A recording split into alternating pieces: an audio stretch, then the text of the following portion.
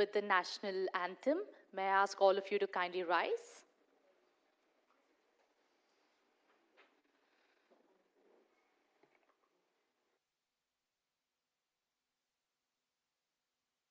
जनगण मन अधिनायक जय हे भारत भाग्य विधाता पंजाब सिंध गुजरात मराठा द्राविड़ उत्कल बंगा विंध्य हिमाचल यमुना गंगा उच्चल जलधि तरंगा तव शुभ नामे जागे तव शुभ आशीष मांगे गाहे तव जय गाथा जन गण मंगलदायक जय हे भारत भाग्य विधाता जय हे जय हे जय हे जय जय जय जय हे. Thank you all. Kindly take your seats. Well, a very good evening, ladies and gentlemen. Good evening. Only the folks here in the front say good evening to me. What about the rest of you? Hi, good evening.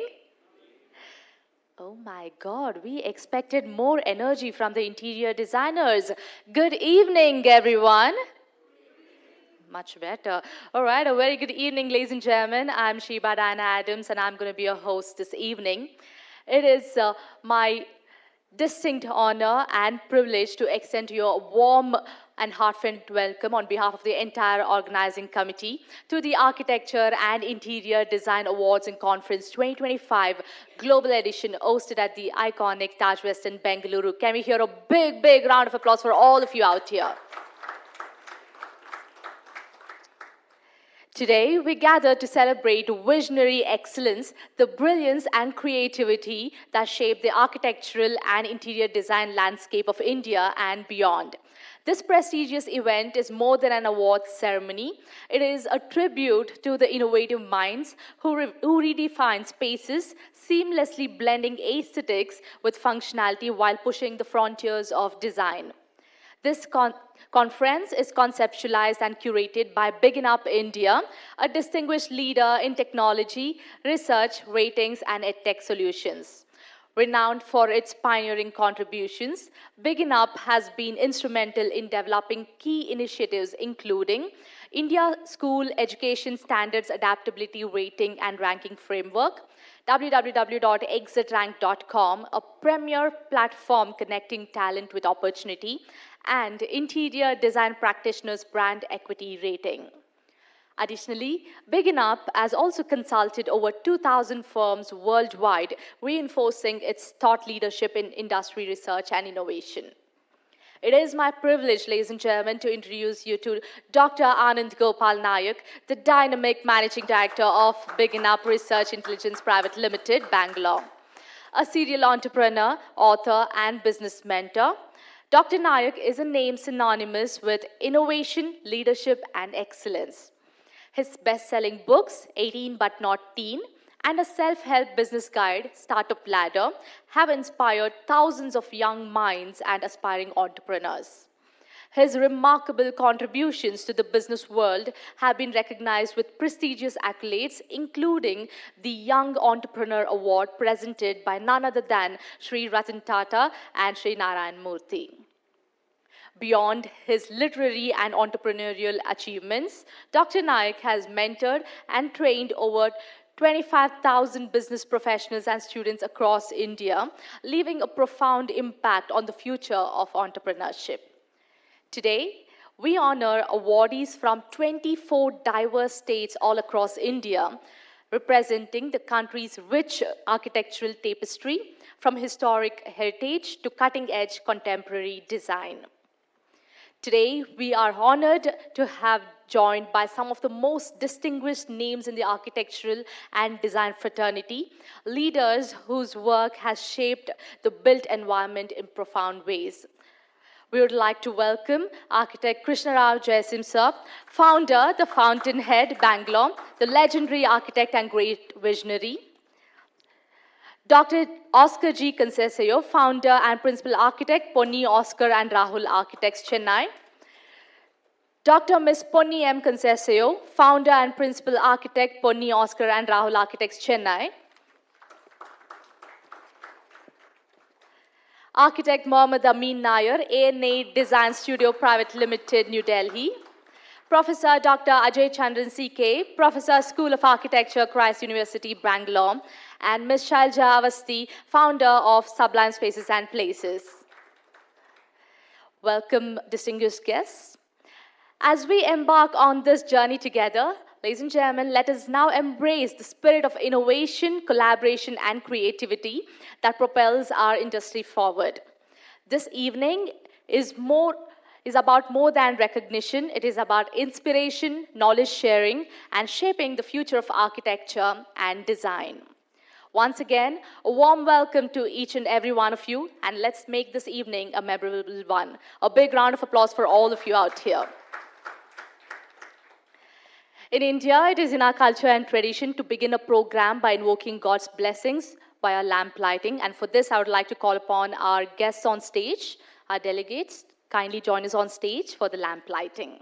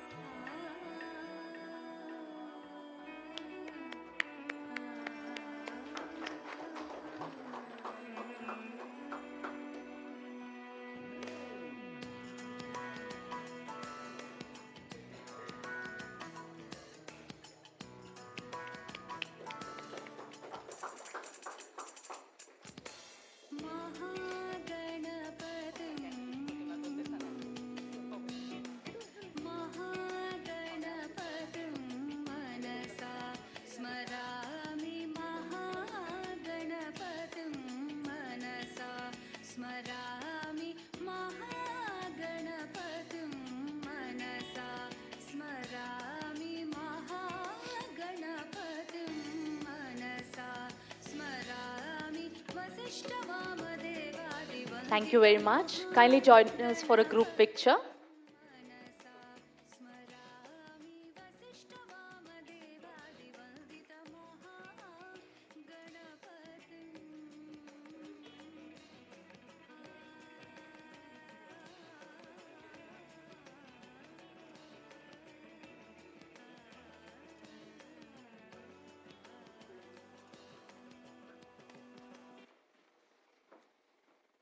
Thank you all.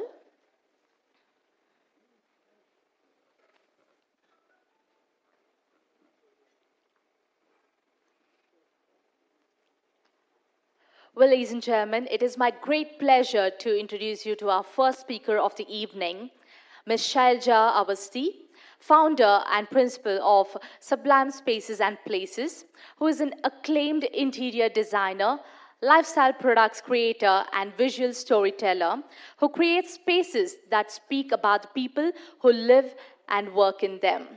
Nominated as one of the top 10 designers in India by Business World in 2018, Ms. Shailja is one-of-a-kind creative force to be reckoned with. She has designed original, delightful spaces that can be best described as magical, and its intent on creating timeless stories, one exclusive space at a time. Her attention to detail is unparalleled when it comes to the creation of stunning designs, interiors, and decor. Her design ethos is inspired by nature, science, art, mythology, and technology. She believes it is imperative to push boundaries and challenge established rules when it comes to all her work. Through mastery of her craft, Shailja births multifaceted spaces and lifestyle products, and advises on every aspect of a project, right from concept to delivery. Her design approach is meticulous and informed by explorations of form, function, material, texture, and color. The process begins with a deep understanding of the project brief to align with client needs, followed by visualizing and imagining design outcomes, and culminates in the creation and execution of physical spaces, furniture, artifacts, and lifestyle products. Ladies and gentlemen, join me with a big round of applause as we welcome Ms. Shailja Awasthi on stage.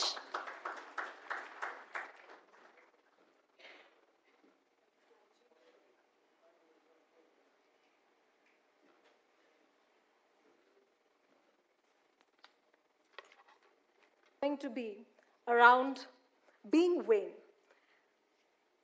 Yes, I care about how things look. I care how a space feels. I care about the curve of a chair, the way a window frames a tree, the angle at which sunlight enters a room at 4 o'clock in the afternoon. And I think you should be vain too. In fact, all of us should be vain too. Now wait.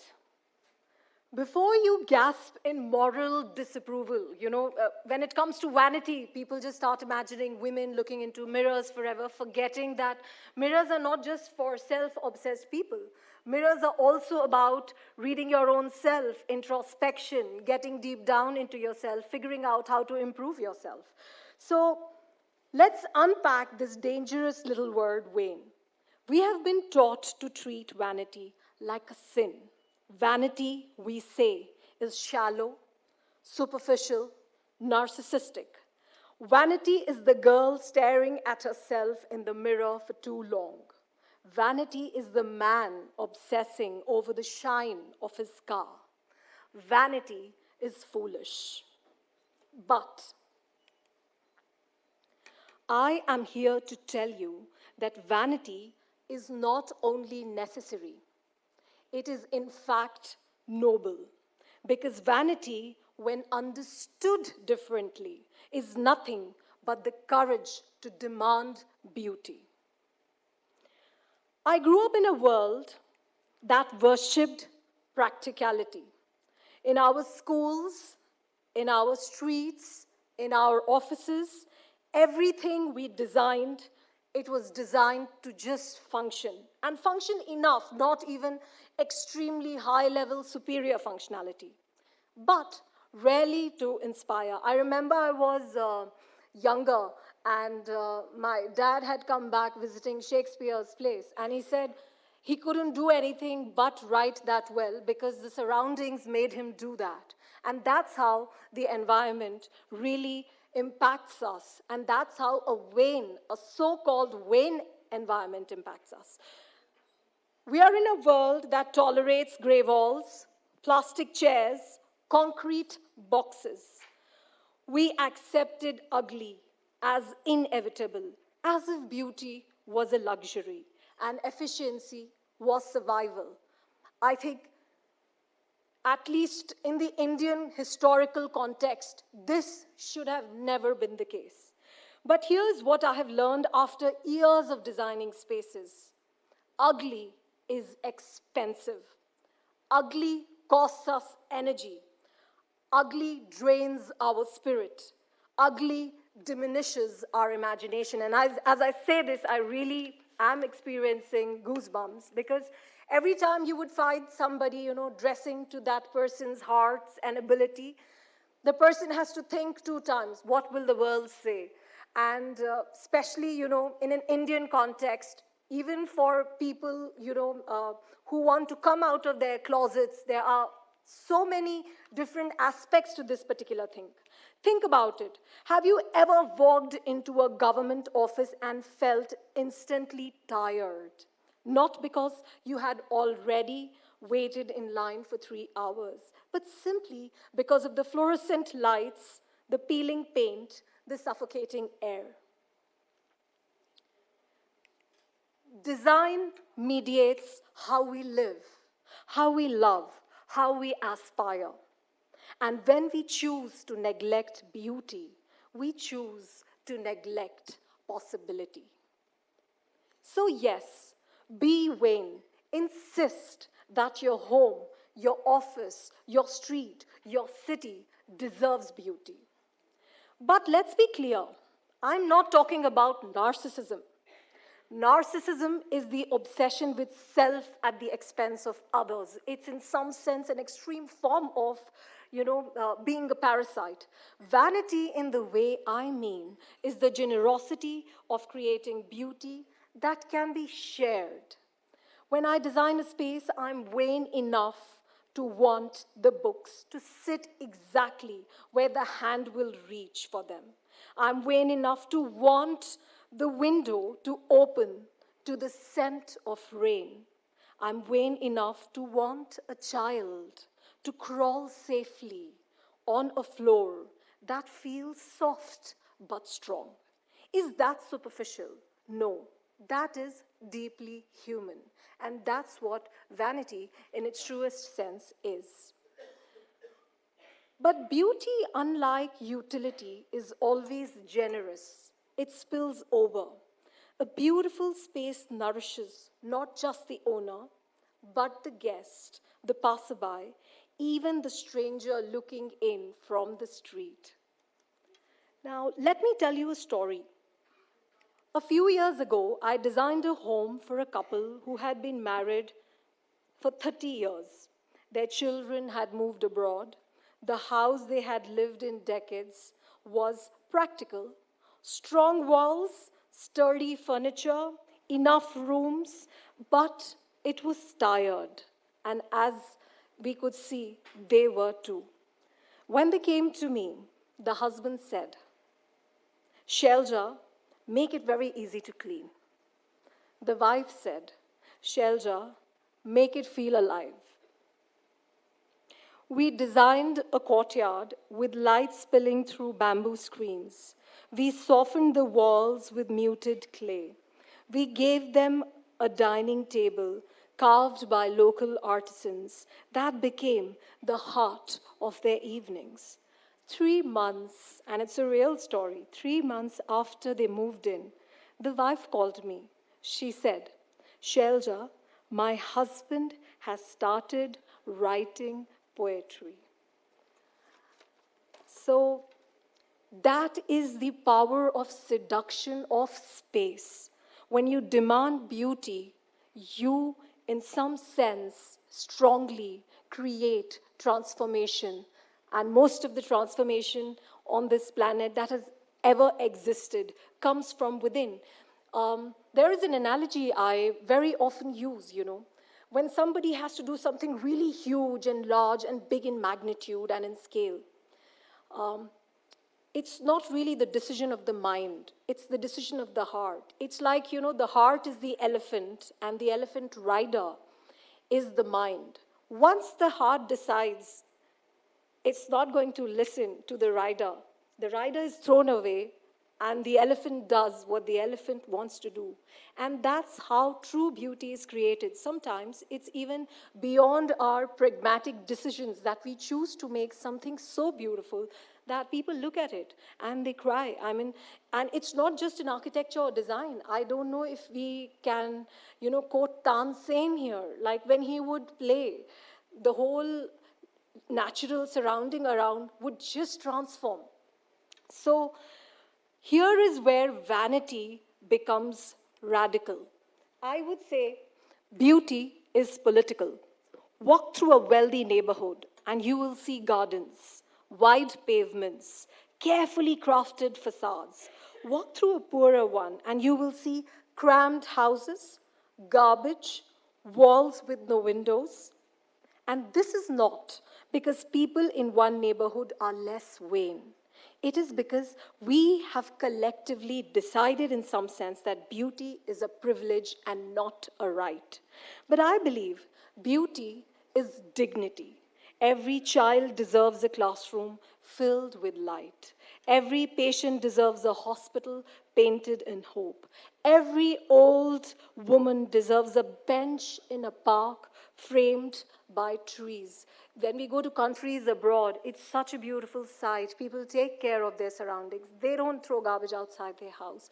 Unfortunately, despite the fact in India we say, godliness is next to cleanliness, we still choose not to bother about what's going on outside our home.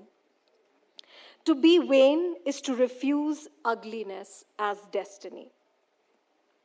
Now, let's address the design world's favorite obsession, minimalism.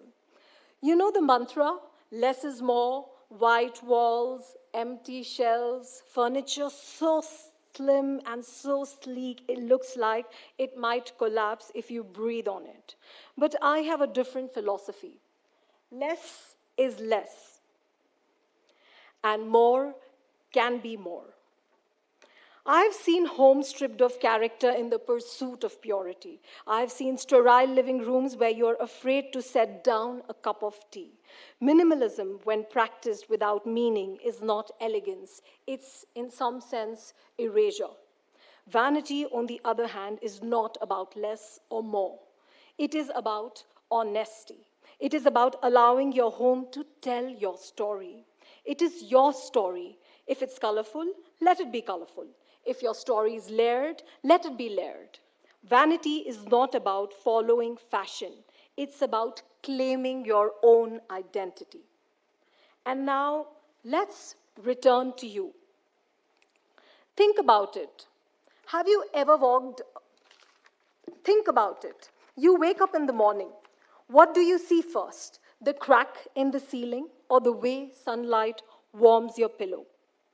You eat lunch at your desk. Is it a plastic tiffin box balanced on piles of files, or a plate that invites you to pause and savor? These small choices of design, how we arrange, how we decorate, how we invest in beauty, these are not trivial. These are very conscious. They shape our moods, our productivity, our relationships. In fact, the vanity of everyday life is simply the refusal of saying that we do not want to live in spaces that diminish us. So I invite you, be shamelessly vain. Be vain enough to demand sunlight in your room. Be vain enough to place flowers on your desk. Be vain enough to insist that your city be more than just concrete and dust. Because vanity, when redefined, is not shallow, it is deep. It is not selfish, it is generous. It is not waste, it is worth. We are all designers of spaces, of homes, of lives. And we all should be proud that sometimes in front of us, sometimes at our back, we are called vain, because vanity is dignity. Thank you.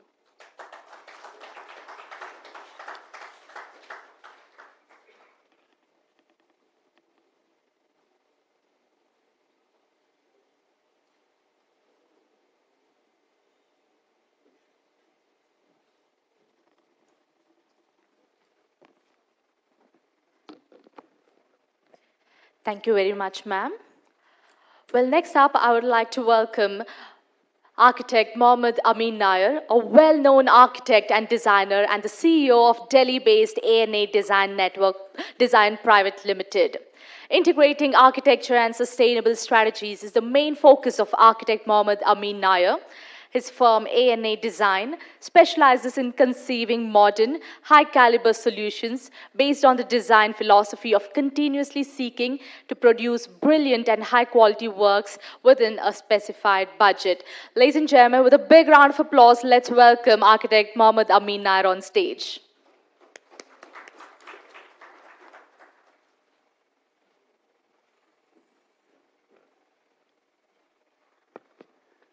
Good evening, everybody. I want to begin with congratulating everybody in the room. Congratulations on your win. Congratulations on being winners. Congratulations on the journey so far and congratulations on today's pause. Thank you also to the Beginup team for having me here. It's always a pleasure. I've had the opportunity to speak here before, and it's lovely to be back today. I was having a chat with Dr. Nayak just before this session started. And I told him that, interior design is not something that we practice in our studio. I appreciate it. I resonate very much with what Shelja said about beauty and demanding or being vain. But it's not a part of our practice, and so I find myself at a loss of knowledge, and I find myself a bit vain when I talk about interior design to interior designers. And while I was thinking this, it occurred to me that I'm also going to be not only talking about interior design, a subject that I honestly don't know too much about, but I'm also going to be talking to winners. And I just remembered a couplet from one of my favorite poets, Rahat Indori. And he has said about winners, तूफानों से लड़ना सीखो, तूफानों से लड़ना सीखो, सैलाबों पर वार करो, तूफानों से लड़ना सीखो, सैलाबों पर वार करो, मल्लाहों का चक्कर छोड़ो, तैर के दरिया पार करो. And I just felt that this would be very apt for you guys. So it's got nothing to do with what I'm going to present, but I just felt it from my heart, and I thought I'd share it with you. And I also will put a little bit of a twist to what I am going to present. Why does it start with thank you? It should start with thank you, actually, but can we go to the beginning of the presentation, please? Thank you.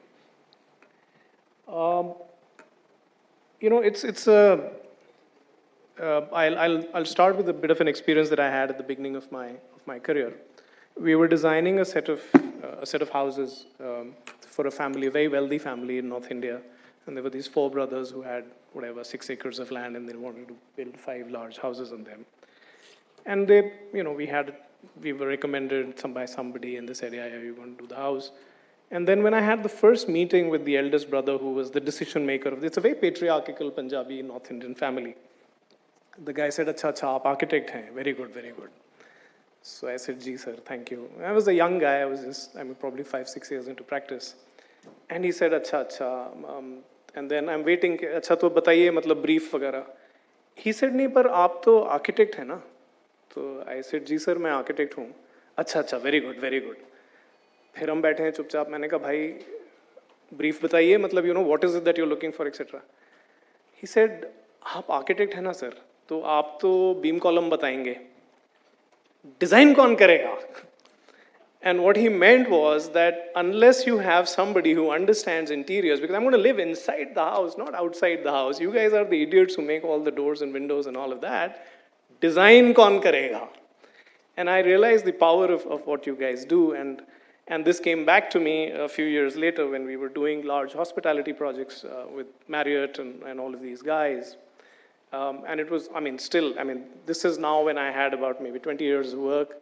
And we were doing our first Marriott project, international and this and that. And the guys would simply not talk to us at the beginning of the project. Again, we were the envelope guys. And they said, unless you get a hospitality interior designer on board, we cannot start the design process. The guest experience is inside, not outside. So when somebody drives into the drive of a 5-star hotel or gets dropped off in the lobby, he does not look at the facade. He looks at what the lobby feels like.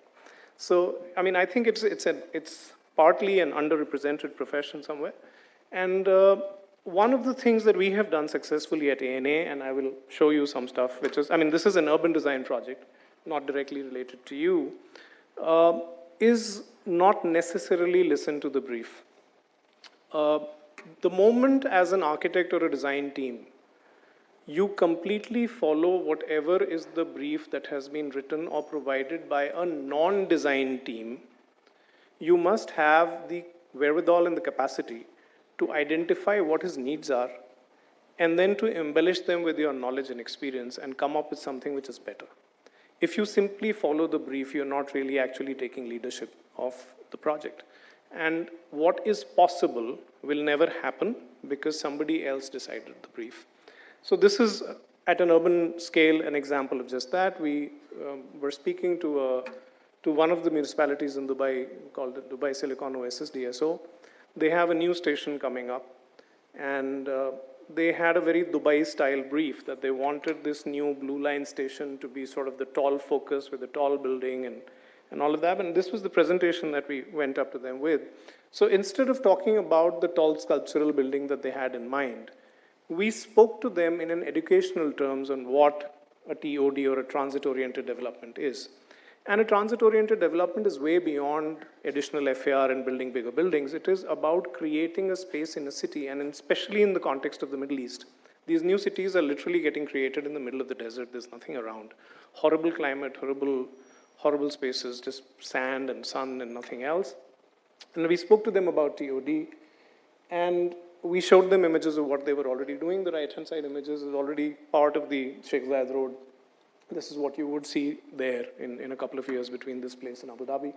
And then, of course, the multi-tier TODs that is being done in Europe. And in our presentation, we kept basically, I mean, obviously climate study and everything was part of it, but if you look at the design, this is what they wanted. This was the brief. And they said we'll have multi-story buildings and multi-user buildings, and it should be tall and it should be iconic. And, obviously, you can't get taller than the Burj Khalifa. For no other reason that it is not allowed. It's not like there is no technology. The Dubai municipality does not allow a building to be anywhere higher than 500 meters. There is a ceiling, and Burj Khalifa is 800 something, 880 or something like that. So you can't get taller than that. Then what are you doing? I mean, the building is already there. You're never going to be as tall. You'll make one more tall building. If you drive on Sheikh Zayed, I think there are some 200 skyscrapers. You don't even look at them anymore when you've been there twice. So we did follow the brief, and we gave them what they asked for, and they were very excited about how this happens, and the counter profiling of the structure and how they balance each other, and the fact that the central part of the building will shade each other, and the expanse from the bottom to the top is also such that it follows the sunlight path on that particular latitude.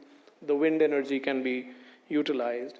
But after making this presentation, which was some 3 or 4 slides, we went back to brass tacks and said, what you are designing for is a whole bunch of people coming into this city using public transport.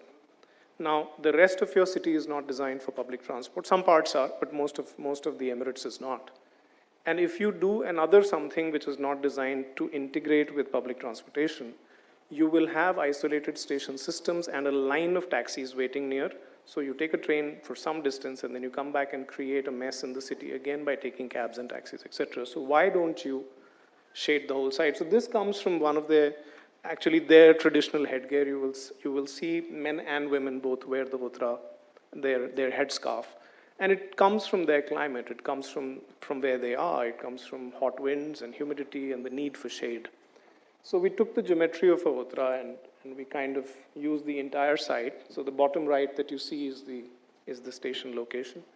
And we said we will assume that whatever you want to build on this site, that entire volume will be spread across the whole site and not vertically. So we are not saying don't build. We are not saying don't build adequately. Maybe you will end up building more.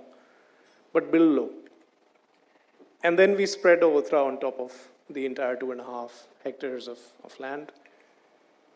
And we mapped out their existing transit systems, the existing transport systems, and then the lines of intent that would happen from outside the district to inside the district, and this pedestrian connection between the train and the people who walk there, and what happens in the walk between wherever they are headed to and the station. And we cut those parts out, leading to a series of buildings that can be developed over time, can be changed, the land use can be changed, the utilization can be changed, the heights can have variation, the timing can be changed depending upon how the economy of that city grows. So you don't have to invest in this huge building in one go, which is controlled by one large corporate, and all the money is going in and out of one single source, and then you're either working in it, for it, or not at all. We wanted to give them the idea of designing a city which is loved and lived for 24 hours. And it does not need to be only offices or only hotels or only residences or only schools. And this eventually became sort of what we presented to them. And you can see that their original brief, we've given them the honor of only 3 slides on the presentation. The rest of it is all what we said we believe you should do. It was met with skepticism.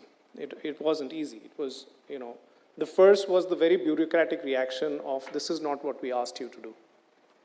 And we said, yeah, we know that, but we're not charging you for it, right? This is a bid.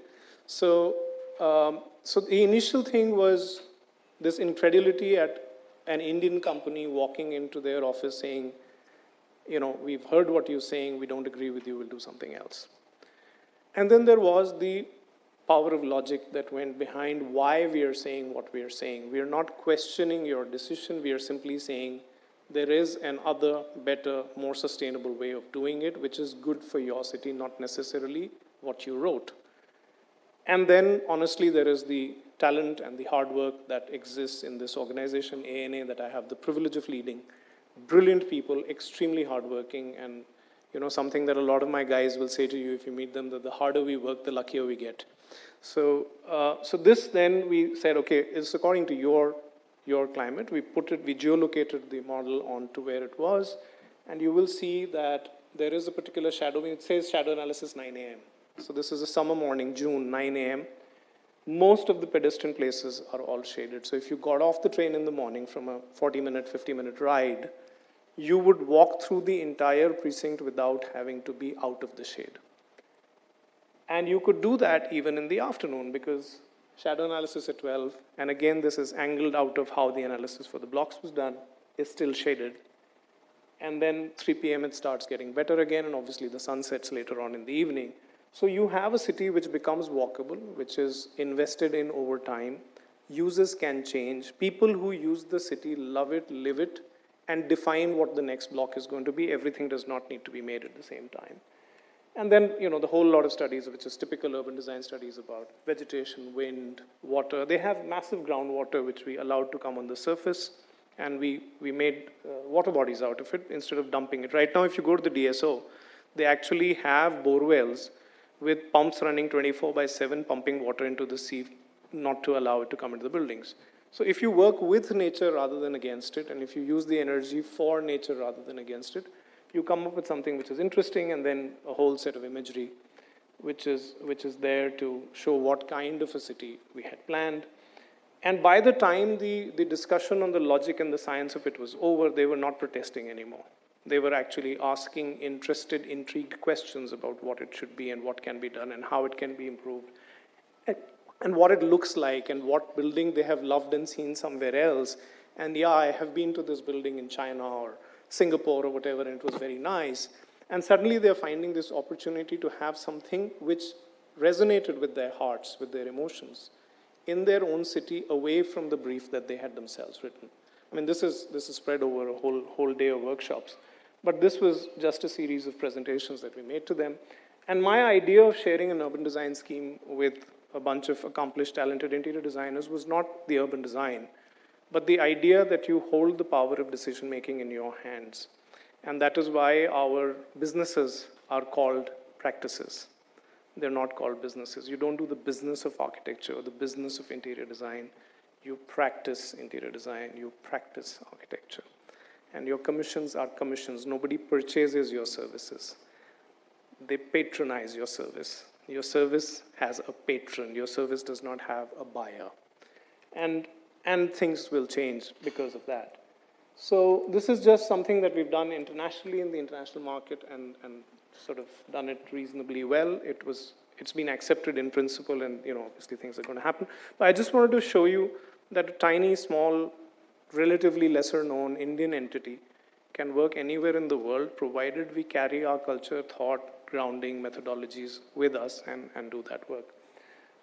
Some of you may be here for the second time, or more than that probably.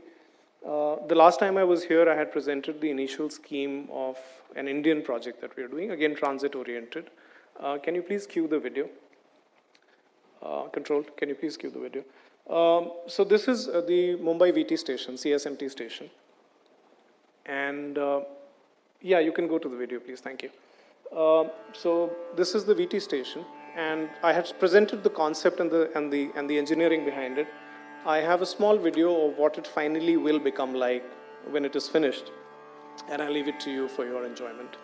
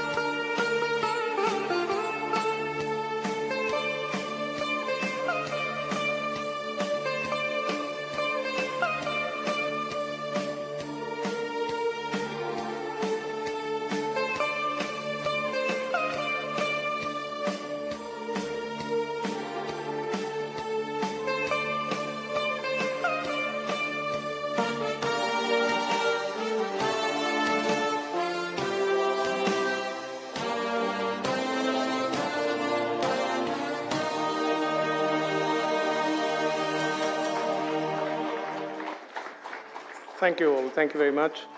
You can stop it, please. It's on a loop. Thank you very much. I appreciate your listening to me. And congratulations once again to all the winners. Have a wonderful evening ahead. Thank you.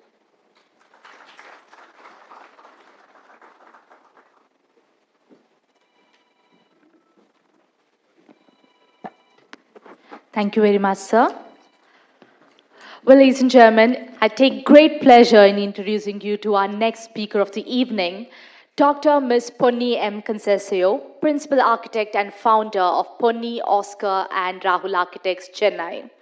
Architect Dr. Ponni M. Concesio is the first woman architect in Asia to design a state secretariat in India.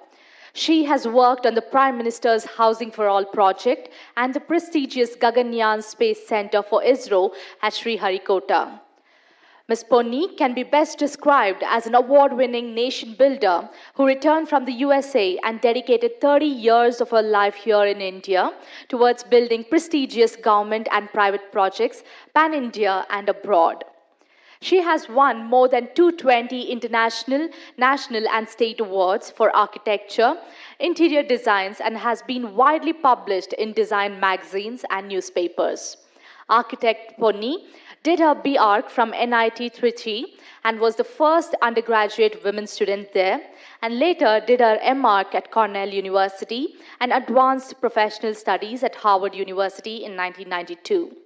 Architect Punni has worked with internationally renowned architectural firm Edward Larrabee Barnes in New York City on several skyscrapers, university campuses, and stadiums, before joining her husband in 1996, ushering an era of diverse award-winning projects. Architect Punni was conferred an honorary doctorate in modern architecture in 2008 in Malaysia and University of Milano for modern architecture and architectural science in 2014. Architect Punni received the Golden Jubilee Distinguished Alumnus Award from the NIT Trichy from His Excellency, the President of India, Dr. APJ Abdul Kalam in 2014. Ladies and gentlemen, join me with a big round of applause as we welcome Architect Punni on stage.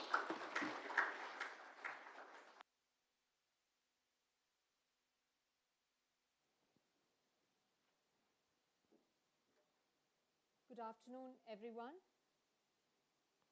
I hope you can hear me. Good. On the outset, I'd like to thank Dr. Nayak for giving me this great opportunity to address an august audience this afternoon. I would like to congratulate each and every award winner today. What you're doing for yourselves, your clients, and for the nation is indeed a wonderful, wonderful feat that you have achieved. In our firm of Oscar Punni and Rahul Architects, we're about 30 years old, 3 decades of business here in India. And I can tell you that designing a legacy that's going to be remembered forever, creating something timeless is not an easy task. It's a difficult task. And therefore, all of you sitting here today, especially the award winners, you must pat yourselves on the back and tell yourselves that you are assets of our great nation. Not only are you serving private individuals, you're also serving the nation at large. Now, in my firm, we have 3 verticals: urban design, architecture, and interior design. And let me tell you, interior design is not only financially remunerative, you actually get to finishing the project way ahead of time. An architectural project takes a minimum of 2 years. An interior project, you can finish it flat in 3 to 6 months and pull your money out. So it is indeed a very, very remunerative profession as opposed to architecture. And I can say that to you because I wear 2 hats in my firm. So how do you define and derive a design legacy? Now, this involves consciously shaping architecture that will be endured, will be valued by future generations in creating a lasting impact. In short, it's nothing short of a timeless piece of design.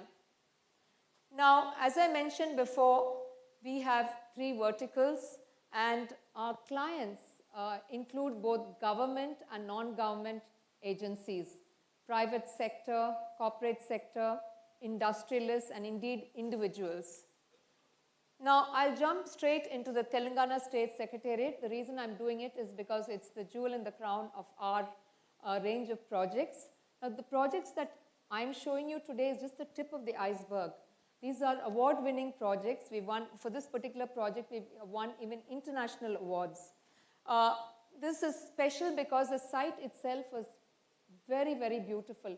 It overlooked the Hussain Sagar Lake. Those of you who are from Hyderabad will know exactly what I'm talking about. A fantastic site for designers like us, for architects like us, is truly a 1 in a million lifetime chance to create something beautiful. Now, what we did in the interiors, and remember, this was done during COVID, where the entire country was shut down. Why the country? The entire globe was shut down. We couldn't source materials out of Hyderabad. We had a very demanding government that said, okay, build this huge 12 lakh square feet edifice, and in just 2 years. So we had to source. In interior design, you must understand, and I'm sure you will agree with me, it is mainly materiality. It's a kind of materials you use, where you ship it from, how you put it together. You need to have a sense of history. See, especially when you design for government, it is going to be used by the masses at large. And this project we won through a competition.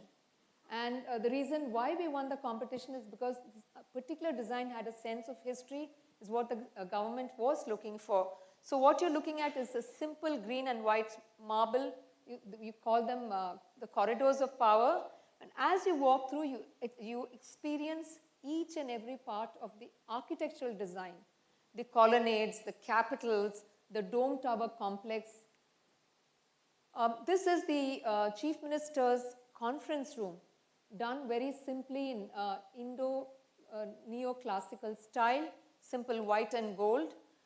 This is the Chief Minister's office, again done up in chiefly white duco panels and white marble. Of course, this is the largest CEO of a government. Chief Minister is indeed like a CEO of a corporate office. So this has 3 areas. The Chief Minister's workstation with a table that is even longer than that of either Mr. Trump and Mr. Putin. It is a very long table. The video wall on the opposite side and the lounge on the far right-hand side corner. Now this is all done in neoclassical French style. You're looking at the VVIP lounge, again done in neoclassical French style, very simple. It's just 2 colors, beige and white. The VIP dining hall, and remember, we had to make all of this fancy furniture from Hyderabad itself in the height of the COVID era that we all had to endure. So what we typically did is, and you will all understand this, whatever element you put on the false ceiling is what comes down below. So we had an oval false ceiling, as you can see, oval dining table, again done in neoclassical style. We took a lot of trouble on the door design. Now remember, this project was a package deal. We did the architecture, we did the interiors, and we did the landscape. And of course, all the MEP and structural services included. And what we also did was we studied the Bidri style of metal and woodwork that you can find in Telangana, and we use this in the doors, the main doors of each and every executive office. This is a multi-purpose hall in the 7th floor. This emulated a hotel interior because it was the then Chief Minister's wish that taxpayers' money should not be thrown onto 5-star hotels to create whenever there was a function or event. This is the banquet hall in the east wing, 9th floor. And indeed, the jewel in the crown of the entire building was a sky lounge, which is in the 11th floor. The huge domical ceiling, which basically had the huge dome tower complex that simply transcended down into the sky lounge. And if you took a spin around this sky lounge, you would get a 360 view of Hyderabad city. Now, we are also into hospitality projects, and we work with different types of hotel chains. And in this particular instant, we work with the Lee Meridian chain. Now, in our firm, we have different verticals, educational, government, hospitality, private homes, IT spaces, just about everything that's going on. Currently, we're designing a 10,000-seater convention center in Chennai. So this is how the interiors panned out, very, very contemporary, but with a contextual flavor. The lounge, the lobby area, which is again very, very contemporary. The atrium bar, again very modern, very, very straight line, rectilinear, but we used a ton of different types of material and colors. This is the banquet hall, again very rectilinear, but we chose light fittings, chandeliers that were very different from the regular type of contemporary light fixtures. Now this is the chairman's suite, and as you can see from the chairman's suite, this is a 256-key property, 16 acres, and at a height of 16 floors, this is the vista that you get from the chairman's suite. This is, of course, the heritage suite, the Tamil Nadu suite, where a lot of NRIs like to take the room and enjoy the ambience and the splendor. So it's very important in interior design, especially in our practice, we use a lot of wood, a lot of heritage design. It depends on the kind of the client's brief that we have to interact with. Now, we've also designed resorts in the far reaches of India. not in the mainland. This is in the famous Andaman and Nicobar Island, in Havelock Island actually. So here what we've done is we've again taken the local flavor. We believe in a lot of contextual design, where we take the local flavor of the site native to the local population, and also give a chance for people that come out of that particular site from different geographic regions to come and enjoy the contextual flavor of that particular area. We've used a lot of wood for the interiors, a lot of wooden screens. Now, coming to the Accord Hotel, we've done several properties for them. And here we find, you can find the Pondicherry Accord Hotel, which is designed along French neoclassical style. However, we've had spaces like the bar where we used a lot of contemporary design. Now, what you're looking at is a leather bar. A lot of leather was used, a lot of mother of pearl, Italian marble, wood, you name it. There's a whole gamut of materials that we've used here. Now, this is the lobby of the Accord Metropolitan in Chennai. I love Italian marble for some reason, and I don't know why, whether it's Italian marble or Indian marble. For me, marble evokes a lot of sense of timelessness. And so in this particular lobby, you can see we've used a carpet design in the center and a lot of different shades of beiges with a coffered ceiling. I do use a lot of gold leaving. I enjoy using it because I feel gold leaving gives that kind of richness to an interior. Also, we do a lot of contemporary design. And like I said, we work with quasi-government bodies, banks, for example. This is the renovation of an auditorium that we did. Very, very contemporary. And like I mentioned before, a lot of IT spaces. I cannot tell you, there is a region in Chennai called the Old Mahabalipuram Road, and I cannot even tell you how many lakhs of square feet of IT spaces that we have built. This is a particular IT park in it's close to the area closer to Pondicherry, SEZ area, the IT park, where we've used, again, very contemporary materials, wood, glass, marble, etc., to give a very nice feel of a contemporary IT office. The conference room, a lot of wood. And then we've also done a lot of libraries for the government. We've done libraries for private individuals. In this case, the education vertical is very critical to us.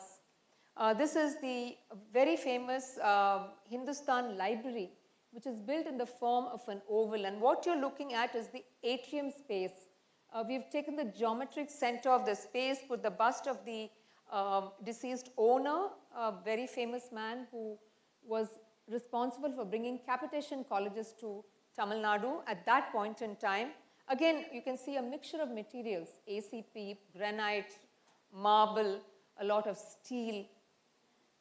Another view of the atrium.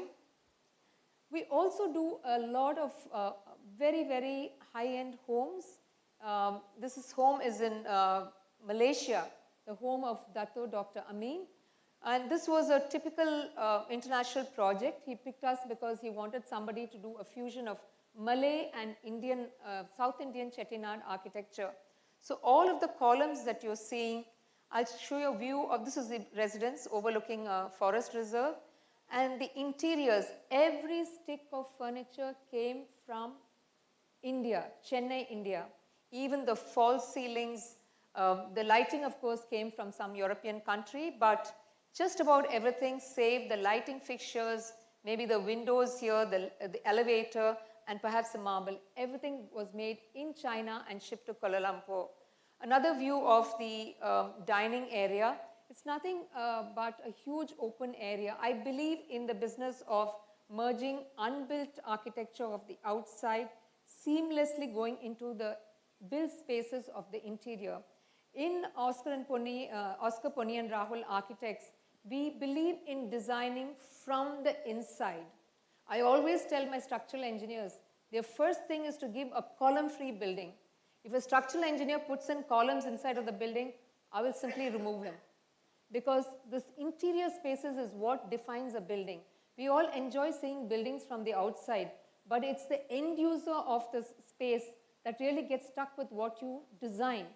So the beauty, the ambience, the harmony, the luxury of materials. See, luxury is not just belonging to a region of the wealthy.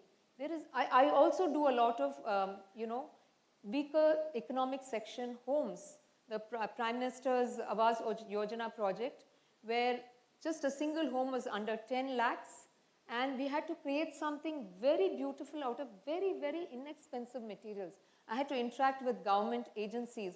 So you can create something beautiful in interior design, especially interior design. You can give something very beautiful to a low-end user, very beautiful to a high-end user. Economics is just a term. You need to play with materials and be very imaginative. So these are spaces that blend in from the built into the unbuilt and unbuilt into the built. We've also done highly contemporary spaces. Now this is the Raghavan residence that we built in Chennai. And it's very strange. We put a courtyard in the center of the 3rd floor. It's a high-rise building. So this happened in the center. And what we did was we put in all glass partitions, all of them overlooking into the courtyard. I'm a great believer in Indian heritage design. We design for Indians. We design for our end users, not for some architectural critic or mimicking some international trend. And that's something what my clients have appreciated in us. We take the brief very, very seriously, but in this particular situation, when I insisted on a courtyard, my client agreed. Why? Because she was a believer in the energy that comes out of nature. So you can see every space, the family living room, the kitchen, the bedrooms, all of them overlook into the courtyard. Another fine experience of taking in an Indian concept of courtyard and blending it with contemporary design philosophy. I will also quickly run you through one of the projects that we are working on right now. It is, I don't know how many of you are from Andhra Pradesh. Hands up. Okay, so you know who I'm talking about. Shri NTR, who was a very, very famous 3-time chief minister, was a fabulous actor. He ruled the film industry for many decades and then jumped into politics and did an equally good job. So this is the statue complex that we are designing in top of the Neerkonda hill, which is roughly about 7 kilometers from the secretariat. This comes within the Amaravati city complex. Now, typically the vision of the chief minister was to create the heart. When you come to this hill and when you experience a memorial, you're supposed to experience the heritage. This building also becomes part of the entertainment center. It's also a center for art and culture, indeed for recreation and also for tourism. Remember, as architects and interior designers, any building that you create, especially when it has a commercial value, should be a revenue spinner. And that's where your success as a designer and architect really shows up. So the salient features are very simple. The client is the government of Andhra Pradesh, 161 acres of the Neerkonda hill. We did the master planning and the designing of all of the buildings. And the statue height was 182 meters, as high as the Sardar Vallabhbhai Patel Museum.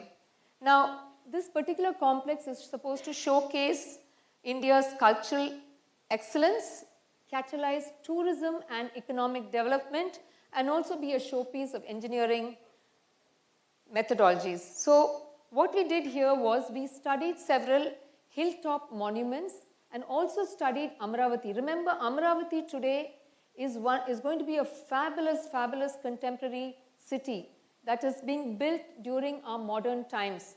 And you see that little red circle there, that's where the Neerkonda hill is, and that's where the statue is going to come. So if I show you a blow up, you'll see that little pear-shaped hill which has a reservoir all around it. Now, this statue is about roughly 7 kilometers from the secretariat, and we did a comparison of many hilltop monuments. The Acropolis, Greece was one such example, the Edinburgh Castle in UK, and of course, our very own Amber Palace. So, as you know about Acropolis, It's, of course, in Athens, the capital city of Greece, was built by a very famous statesman called Pericles. And we had two architects called Ictinus and Callicratus who worked on it. Famous a sculptor called Phidias overlooked the statue of Athena Parthenos. But what we did was we studied the Acropolis. We studied the way people accessed the hill, how the temple was situated, etc. Likewise, we studied the Edinburgh Castle in UK and the Amber Palace. Now, these are typical examples of how grand structures are built on hilltops. Now, we also did a comparison of iconic statues. There are very many statues, but the curious thing that we found out is India is the leader for putting up very large statues. The Sardar Vallabhbhai Patel statue, for example, and if you looked at the Statue of Liberty, is actually very dwarfed. And this gives an index of where our country is going. It is going to be an economic powerhouse. We're going to be one of the largest economies that the Western world has to contend with, and a powerhouse by ourselves. Now, these are all the details that we had to study where the structure came about. When the statue is there, what are the amenities that you create around the statue? We did all of the statue heights, etc. The statue's posture was very important. We've used silicon bronze, 8 to 10 millimeter thickness with RC core and steel frame. And of course, there's something called the casting process, which I was not very aware of, but had to learn a lot about it. And that is the lost wax, precision detailing, and sand casting. Very, very interesting procedure. We had a whole committee figuring out the kind of posture we had to go with. And prior to that, we looked at NTR's famous postures in his movies and his political world. Did a lot of studies on it. And of course, you can see the section. The top is lopped off in the hill. The statue comes midway, and the whole thing is terraced with all kinds of museums, auditoriums, and cineplexes. Of course, there are two galleries. One is at the heart level. Another one will be through the arm. This is going to be a very different types of statue, the first of its kind in the world, where the onlookers would go through the arm, and then you would have an observation deck in the palm of his hand. Very, very interesting statue. We also had to study his timeline, when he was born, the kind of movies he worked with, and his political journey, so to speak. Now, if you look at the master plan, you can see the hill and how it's lopped off on top to facilitate all the architectural spaces that are going to come around. And in the circle that you see, that's where the statue would come in. This is the master plan, and you can see the NTR statue at the northern end with the entry exits and the necklace roads. There are two necklace roads that you have to travel through to come to the complex. This is the aerial view. You can see the museums, which is phase one. Now, this is again a statue the only statue anywhere in the world where the architecture is of equal importance, as it's a 50-50, the statue and the architecture. And of course, phase 2 and phase 3 are convention centers and the yoga centers. A close-up of the same. What we've also done is we've created a reflecting pool. And the museums and auditoriums are all encompassed around it. We've designed the bridge that links the Neerkonda hill via the rivulet that connects up with the reservoir. And this is the fantastic view you get from Amravati city side, the statue of NTR and the buildings on which he stands on. The main entrance road is in here from the back side, and you can see the two necklace roads.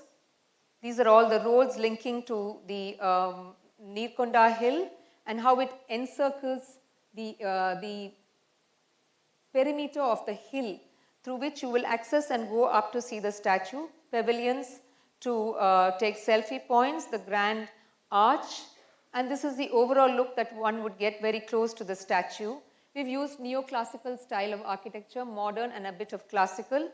And this is the zoning plan, the utilities towards the end, the museum spaces are in the middle, and you see the arrival hall right on the center on the right hand side, and that through which the people would walk in. This is a circulation path basically. The same thing in the first floor, visitor circulation.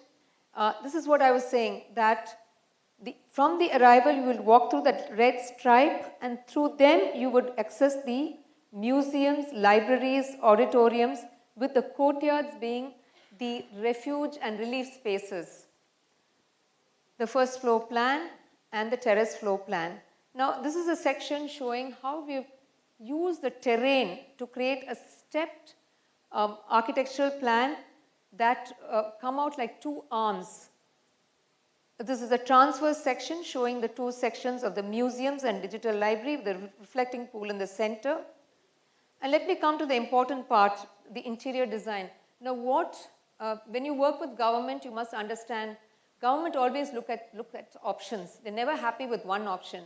Always tell you come with 10 different options. So we have of course pushed a very modern interior using state-of-the-art materials, state-of-the-art design, very, very simple, plain. This is the Wax Museum where we've requested the government that we go in for these simple curvilinear features and keep the exhibits as a main highlight of the interior. Of course, we are using a lot of marble, granite, very, very interesting false ceiling forms. And always remember, in interiors, when you use these curvilinear forms, it's very seamless. It takes you from one space into the other. It's also very, very easy on the eye. And that's a beauty. And we live in those times. I mean, we live in the times of parametric design. And it serves our case for creating these very contemporary interiors. This is a museum of ornaments and costumes. I can tell you we've done a lot of studies on NTR's film life, and he used all different types of costumes. The Ratha or the chariot is very, very important to him.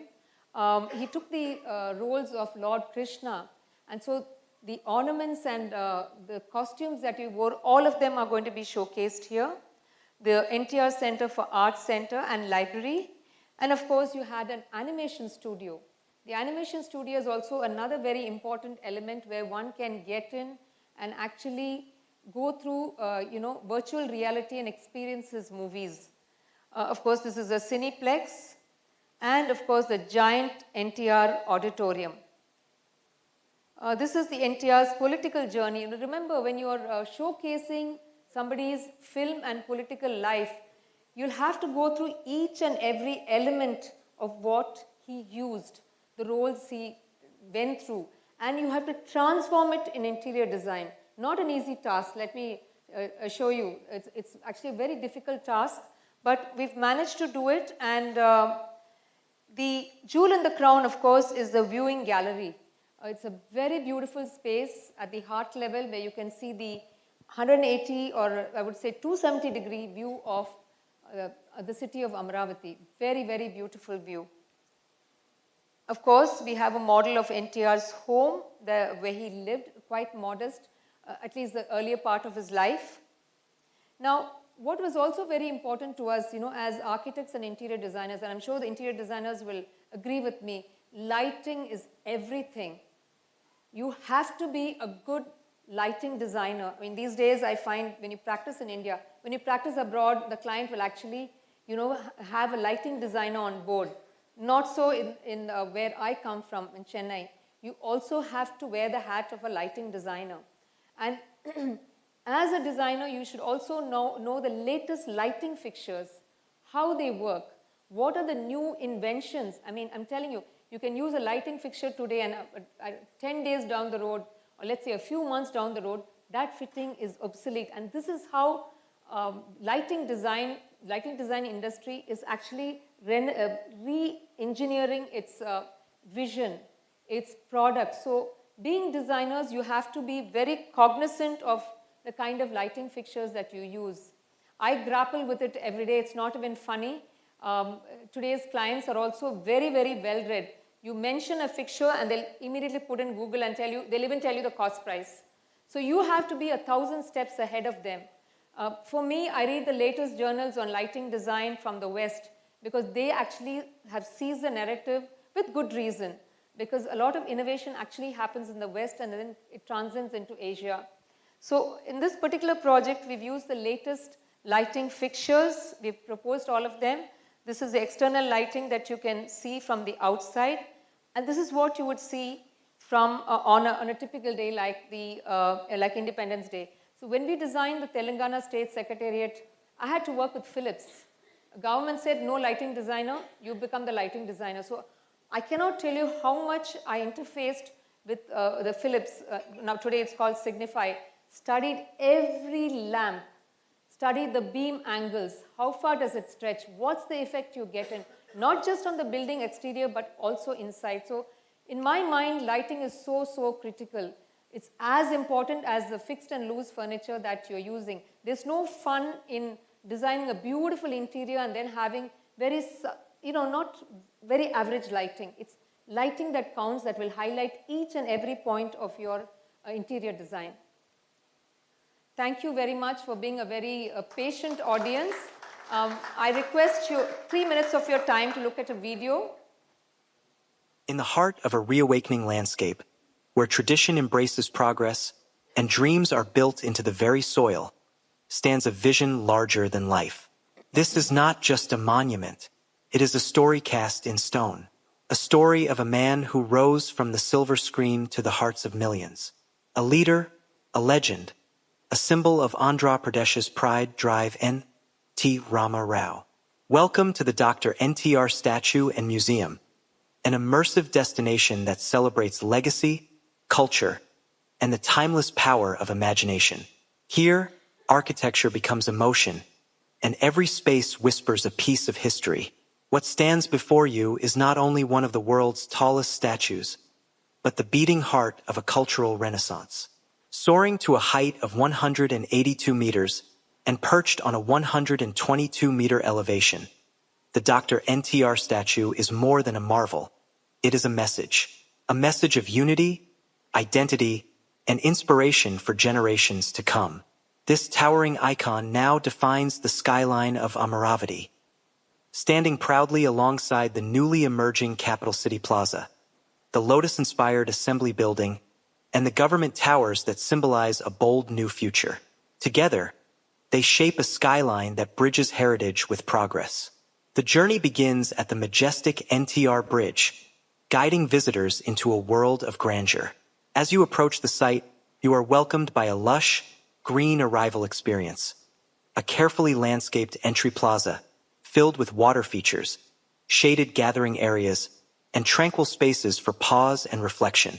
Designed with care and foresight, the site offers ample parking for both private vehicles and buses, ensuring a smooth, stress-free arrival.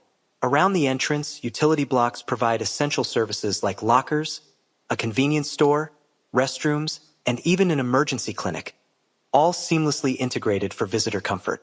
This is more than a destination, it's a statement in sustainability. Solar panels stretch across rooftops to harness clean energy, while infrastructure for electric vehicles promotes green mobility. Every detail reflects a conscious commitment to the future. At the heart of the development lies a visionary concept. Heart, heritage, entertainment, arts and culture, recreation, and tourism. This philosophy comes to life forms overlooking the entire campus. This vertical expression mirrors the rise of the man himself, elevating from actor to visionary, from servant to statesman. Nature and design move as one. The site's undulating terrain is embraced through trekking paths and scenic walkways. A ropeway system glides above, linking the three major zones. Phase 1, the statue and museum. Phase 2, the convention center. And Phase 3, the spiritual and meditation center. Each zone offers a different rhythm, from cultural discovery to peaceful introspection. At the summit of the experience lies serenity, a space to breathe, reflect, and reconnect with one's inner self. Everything here, from infrastructure to symbolism, has been crafted with purpose. This isn't just a tribute to a man. It is a beacon of identity for a state, a landmark of vision, a space where the soul of Andhra Pradesh is not only remembered, but revived. Welcome to a destination where heritage rises skyward, Welcome to a place where imagination and memory walk hand in hand. Welcome to the legacy of Drive N. T. Rama Rao, timeless, towering, and truly transformative. Thank you, and let me congratulate all of the winners.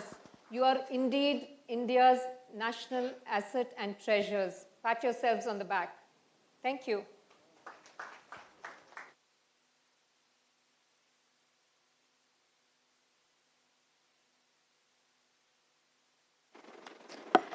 Thank you very much, ma'am. Ladies and gentlemen, can we hear a big round of applause once again for architect Ponni? Well, next up, I would like to introduce you to Professor Dr. Ajay Chandran CK, currently serving as the director of Anantapadmam Builders Private Limited and also serving as a professor, School of Architecture, Christ University, Bangalore.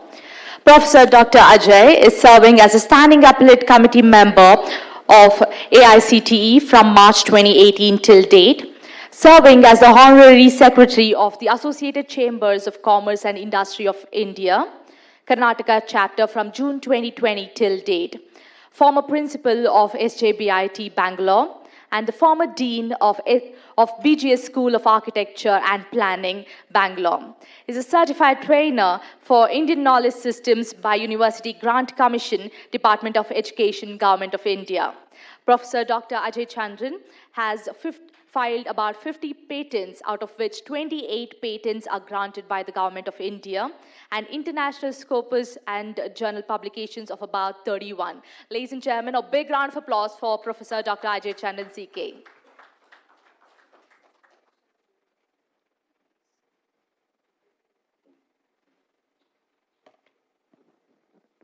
My pranams to my Guru, Krishnarao Jaisam sir. Morning also I've been part of this August gathering. Had this unique opportunity to interact with all the achievers. Good to note that the next line of command leadership is intact. We are proud of everybody's achievement, and we together look at a larger growth for this country. Morning we had deliberations, we made a lot of notes. Personally, I was just sitting and I was just scribbling, doodling and all. Everybody got their perspective, their pointers. Some are very quite intense and some make us think course correction is required. Continuing the same spirit and the persuasion, afternoon I could see that the tone of the talk was set by Madam. She was mentioning poetic interiors, vanity. Shirja Avasti Madam was discussing about more can be more. Being humble and less is more was the philosophy, and then we realized that every time less may not be more. To be loud and to be active and to be more of pomp and glory and try to have a lifestyle is fine. So beauty, fearless, that was a pointer given to us. Beauty with brains, they look at the consultants. And AI and all other tools, I will say all these aspects as tools. Kept on reminding myself and others that you are as good like your tools. Most of the leadership roles at the office will realize that the youngsters are there to give the ideate what is the current trends and what are the aspects. It's not necessary that all of us have to get into that to identify which tool is best, which technology is the best. But definitely there will be a whole lot of ideation. The second discussion, I had my good friend who happened to be very modest in the second talk, saying, Amin Bhai was telling, spatial experience, and he told that he doesn't do much of interiors. I doubt, looking at his buildings, fantabulous work and the scale and the clarity and the commitment he has in architecture, there is inside out of that interior space, the value he brings across. The brains associated with the project in Dubai municipality. I really like the way you handle the skyline, and everybody is going vertical and is telling. It requires a whole lot of courage to say to the clients that, look, I'm happy with that mid-level placing of the roofs, and strong commitment to the culture, where we see in Dubai most of us keep some small time work and activities all around. So when we go there, we ask ourselves, does society matter and does the culture matters? Nothing against anybody, you know. Transplanting and a lot of things. I like something in Spain, let us bring it. I like something somewhere, let us bring it. There's a whole lot of competition happening, right? In amidst of all these things, going to that particular municipality, I respect Dubai municipality a lot, because way back, 10 years, 15 years back, they started with best practices awards. Whatever is best in the world, they used to award, give them recognition. Like Dr. Anand Nayak and Beginup recognizes all the talent. They bring in all the talent all across length and breadth of the country and say that, yes, we need to recognize the talent, and that means a lot. That means you are encouraging design in this country. You are encouraging built environment in this country. Same cases in Dubai. I respect the leadership over there. When we visit, I'm sure most of you would have realized there are a whole lot of things good to learn. In the meantime, some architects, I will not blame the administration or anything. The architects had every right, like how Amin Bhai has gone there and said, look, culture plays an important role, let us respond. Climate plays an important role. And the same thing, we had architect Padma Shri G. Shankar telling us, contextualize. We owe to the people and the culture and the society and the kind of, it's a continuum. Architecture is continuum, interior design is continuum. It is a reflection of inside out, so we can't forget the society, we can't forget the legacy. Madam was talking about legacy. We inherit and we take it forward. We have a cultural legacy of more than 7,000 years, 5,000 years of recorded history. We get into that heritage, and we are humbled. We are nothing in front of those edifices. And people have been very, very sensitive in creating that. Many of those creators had never seen those creations by themselves. Generations have worked on it for 150 years, 100 years. That's a passion, that's a commitment, and that's a kind of, I would say, augmented reality, where we are saying very happily with AI. In the last 15, 20 years, we're making, the last 10 years, 15 years, it's going on. Last 5 years or 10 years, impactful things are happening, and now we are saying, we are claiming that whole lot of precision has come, and where the research shows in all the best universities that only 5% of those AI-related tools are impactful. It's giving alternatives, but it is impactful only in 5%. Heavy investment is going on, it's a bubble, and everybody, including you and me, we are all sailing in that bubble, happily sailing, saying that, yes, we are going to invest. No, nothing wrong, nothing wrong. We have a brain, and we created something, we call it artificial. I have a perspective, call it augmented reality. We gave it, and it is giving it back, and then it's trying to project something, and we are happy, like a child, and we are happy going on with it. And it will go on till the other set of things will come. So impactful decision making, I would say all the tools and technologies are giving us impactful tools and techniques for us. Information, bombarded with information, but how we handle the information, that is going to be the order of the future and present, where AI and the tools are making an important role. We looked at Pony Madam's presentation. Scale, speed matters, and the passion to reflect the essence of this place. You know, every government in India is now trying to make a statement that, yes, the economy is doing good, and things are happening, and we need edifice, and I'm sure that is making us proud. We had a rich cultural heritage, and the architecture of India was known for all this heritage based. In the recent past, last 10, 15 years, we always have stardoms here, we had legendary architects here. But we know the fact that now scale, the entire country should have the scale, economy should support, and now it's a time. It's a time for all the designers. Last 10 years, we can see the scale, the speed, the determination is happening. It's by design. I would say the legislation and the political environment is by design, which is helping us. And we are more and more reliant on the local economy. From local, we are now looking inwards and say local economy. And in the next few months, when the GST magic happens and a lot of things, a lot of scale is going to get bombarded. It is all for good. So I will say, first presentation was more poetic and literature and insightful. The second was more of large-scale projects. The third presentation was more of giving statements of a place, giving the identity of the place, encompassing what is happening around. And here now I am looking at some questions and some sort of thinking together, loud thinking together.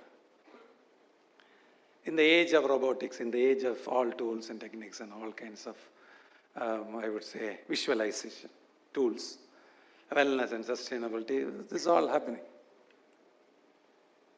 All these insights are from the hands-on with the little bit things we do on a day-to-day basis. A journey was almost 20, 27 years. And I don't think that is enough. We have stalwarts here, 40, 50, 60 years, still young, going on with architecture, practice, the impactful visualizations. So we are just a child in front of the big ocean and trying to figure out what kind of directions we take. So we have to make it as simple and humble as possible. Tech-driven, humane. We have all the technologies, but can we adopt all the technology? I doubt. All the technology cannot be transplanted. You can have the Ferrari, but you have to be the Michael Schumacher to handle it. So always the human will overpower the technology and decision making. At the end, I'm sure most of you have worked with great leadership in the country, political leadership. Many of the times professionals look down upon political leadership, but they are seeing the best of the best every day, every second. So they meet a whole lot of people on a day-to-day basis. They are quick decision making. And that quick decision making is impactful. That gets translated into legislations, and that will make a change. The point I'm trying to make is the technologies will come and go. The people who are leading will take the decisions, and that decision will have the impactful things. You have seen in length and breadth of this country, the leadership during that 7,000 years, the kings, the people who ruled, they were selfless people. I'm not saying 100%, but larger people, they belonged to this place. They wanted to give it to the future generation, where the lifespan was only hardly 50 years, 60 years. They gave much beyond what we can think. Our lifespan of the interiors are looking at, from 7 years, we are looking to 5 years, and looking less than 3 years. Now, in this case of all kind of technology, we will be looking at how to change it every 2 years. So the lifespan of the demigods are just 2 years. And we have been part of the society where we could stood 7,000 years of time. Timeless beauty, timeless architecture, timeless thinking, timeless materiality, timeless of experience. The whole of dichotomy. Era of 2 years, 1.5 years, era of 7,000 years. And we say we are more knowledgeable, educated, well-informed, technological, advanced, I wrote. And the materials came from the local region, not even 10 kilometers, 15 kilometers. Rarely you see mountains move. Rarely you will see getting transplanted materials from anywhere. For India, China has become the sole material palette. And now, with the kind of global politics and global economy changing and shifting, and they're all worried, the kind of commitment by Indians, especially the design folks. India is going to be the design center of the world. We were looking at the validating from the West.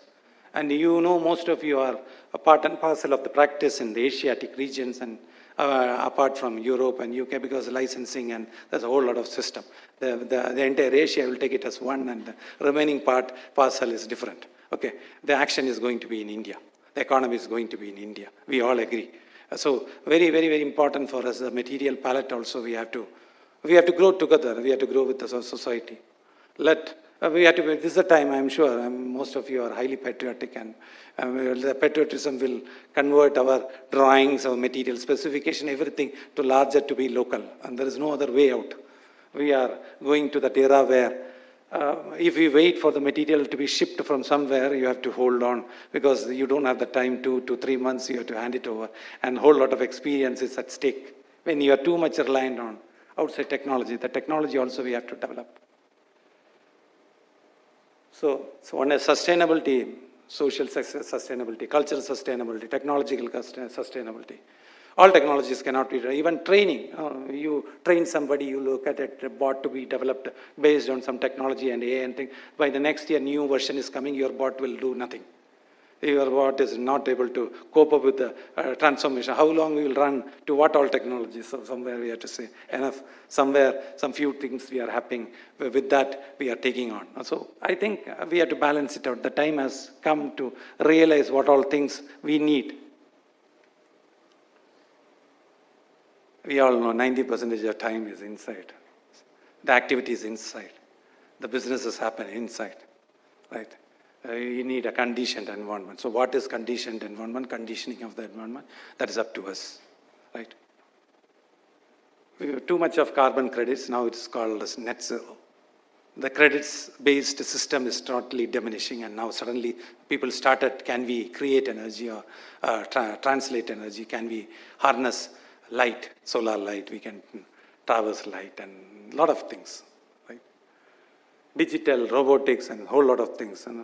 But the impact, the cost, the transformation, the impact, the whole lot of value we are bringing in. And everything comes with a cost, and we are looking at circular economy. How does it reflect circular economy? Overall well-being of the economy, overall well-being of the society. Not all the technology need to be developed. We should possess in a project. It depends on scale, what we need. Where the difference will be, the growth, the impact. In the interiors especially, the 91% will be based on the 3D printing. That is a projected aspect. Right now it is not. We are now experimenting with affordable housing. That is where the 3D printing is just gearing it up. But world over, if you look at it, and the projections, how it will impact our country will be mainly to do with 3D printing related, the whole lot of skin. For example, agri-waste, agriculture produces. So ethanol with petrol, you get it what I'm saying, right? That aspect itself can help the economy. A slight strategic decision making. How we participate with the entire larger part of the society, and then try to get the materials and localization. All the best technology come and make it in India, and then try to get into our build space. India's position, doing extremely well. The volumes are here. Initially when sustainability started, Griha, Jam Assocham, IGBC and all started, people were telling what sustainability we were practicing all. But you need to get it validated, without which people will not take you seriously. It is an era of validation and scientific processes, so that is it. Copyright, methodology will be validated. People will ask directly, does your design hold patents? Does your design hold copyrights? Does your process can be copyrighted? They want to be exclusive. They get a designer, they want to get the exclusivity out of it. The remaining technology can give, right? Again, we use all technology. Technology cannot be the whole given credit to the creativity. Creativity rests on the, we don't say Ferrari won the race. We'll say always XYZ won the race, right? So always the demigod is behind the creativity will make a whole lot of difference. And validation will happen. And most of the time technology will give you all the data analytics, projections, critical paths. But finally, someone has to take the call. And so when we look at India's position, India will have the largest number in terms of all these buildings. Because we are very much committed. We have already envisaged. We know the kind of impact, the kind of resource and the outcome what we are trying to generate. So we are very much accountable. Our clients are well informed. AI has done our job actually.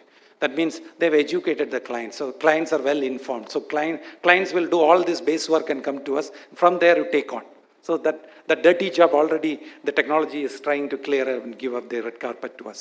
It is not going to be a challenge for us because they can't do it. Many people say robots will do the surgery, but now the surgeon only have to sign on the papers, right? All the aspect, the professionals will still have the control. So don't worry. Let all the technology come. We are very good. Let it be. Let the IT. We are grateful to the IT guys. Without them, can we? No, we are as good like the tools. But with that tools, the clients cannot do much. The creators can do many. So let us enjoy that, and the clients get benefited with all the information. Digital intelligence, I would say human intelligence, okay? It is augmented intelligence. So what we are given, it is giving it back, so nothing well. It is all human intelligence. It is only a wrapper there. It is packaged there and given to us, so don't get worried. Everything in the content on the cloud or whatever maybe is coming back to us. So it is a human content out there. No machine has overtaken us. It is only the human content. We generated it, it's giving back to us. All for good. We have employed it. Immersive realities, extensive realities, all kinds of realities. It will help in the interior design market. I'm sure most of you are experimenting. Most of you are looking at we are engrossed with the technology. The technological giants are making it sure that every year we are subscribing to them. We are attached to them. We don't, other open sources, and we have to learn a lot of programming. Those things, we cannot change our course of activity.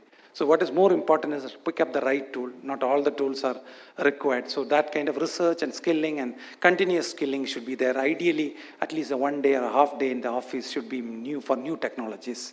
That time we should, maybe we have to closely work with the youngsters, Gen Z, and then the next set of generations. They are more AI ready right from the start, from their schooling. So that generation will have, it's like always learning from the peers, and that peers are much more well positioned. So let us do our job in taking, because you have gone through a different drill and rigor, and they have gone through a different grooming, and both the ends should be a match, and both are equally required.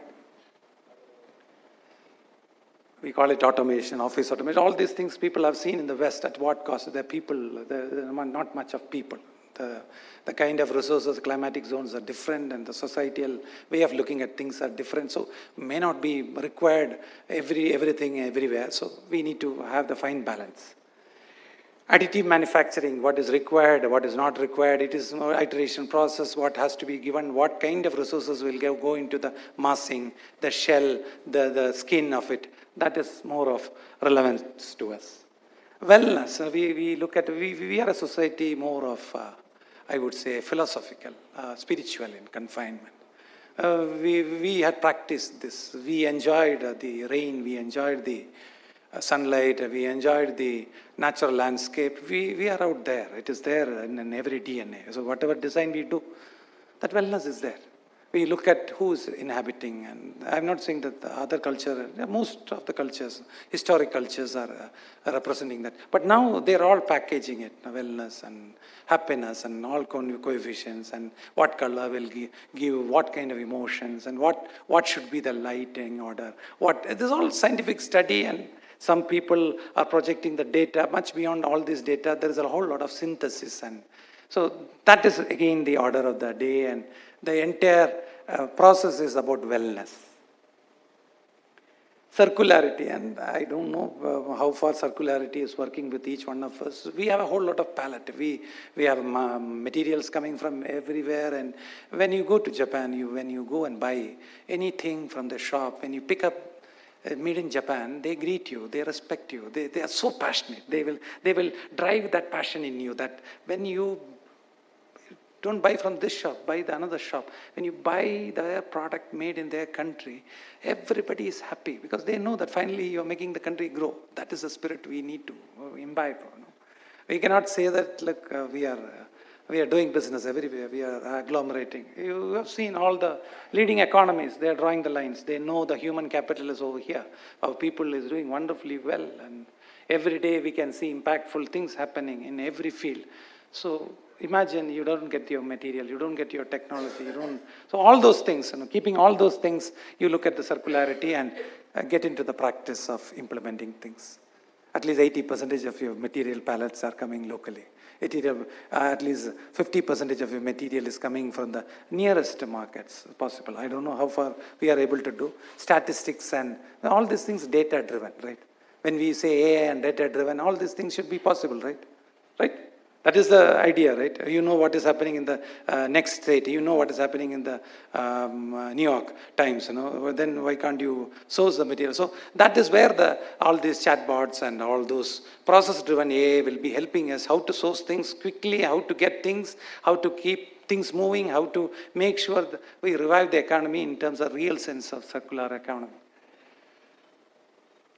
Sustainability, we have IGBC, everything started from LEED, and now we are whole lot of all our industry, GEM, ASSOCHAM is the organization will look at the Indian industries agglomerated. So we are passionate about Indian products, and so GEM, ASSOCHAM is making it more democratic. AI is making it design democratic. AI is making many of the technology democratic. It is bringing the cost most affordable. So all those impact will happen in the design also. It's no more the exclusive demigod-led profession. It will become more democratic, and that democratic background we will have to conduct the practice and the impact. With all these things, you have to respect and hold the your commitment to your intellectual property rights, your characteristics, your signature styles, and your kind of architecture which your interior design or design you want to pursue throughout your career of 30, 40 years.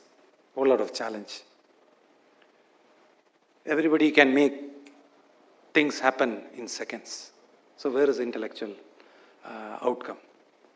Where is the copyright? You know? When you have a space, people used to struggle to give multiple options, and here you can have n number of options. You know. The client will have n number of options. Amidst of all these things, you have to do the practice. It's quite possible. Because many of the leadership in the practice, you know, the drawings come later, projects are bagged first.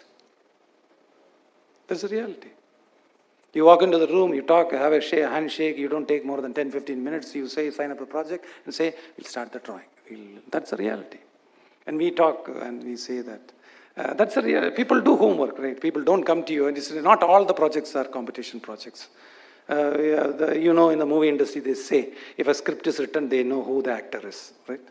You can't suddenly change it. You know? People will try to change it. You know the industry. So most of the time, we have friends and you have friends, and you know, some people with just words, they will bring castles, and with the pencil, they will sketch the entire project, and then the reverse engineering, the office will work. And that is the spirit of this profession. So it will not change overnight. Whatever AI comes and whatever technology comes, that will be in the site. They will say, AI will do the rest. This will be the concept. This will be the aspect. The client will not look at a robot. The client will not look at AI. The client will look at a personality and the person with whom they are negotiating or discussing and doing business. I will not say business, it's a professional practice. How much ever AI gives you, you still believe you're a surgeon. You still believe you're personal family doctor. You still believe your specialty. I don't think anybody will take that space. The human, that's a power, innate power of a personality-driven profession.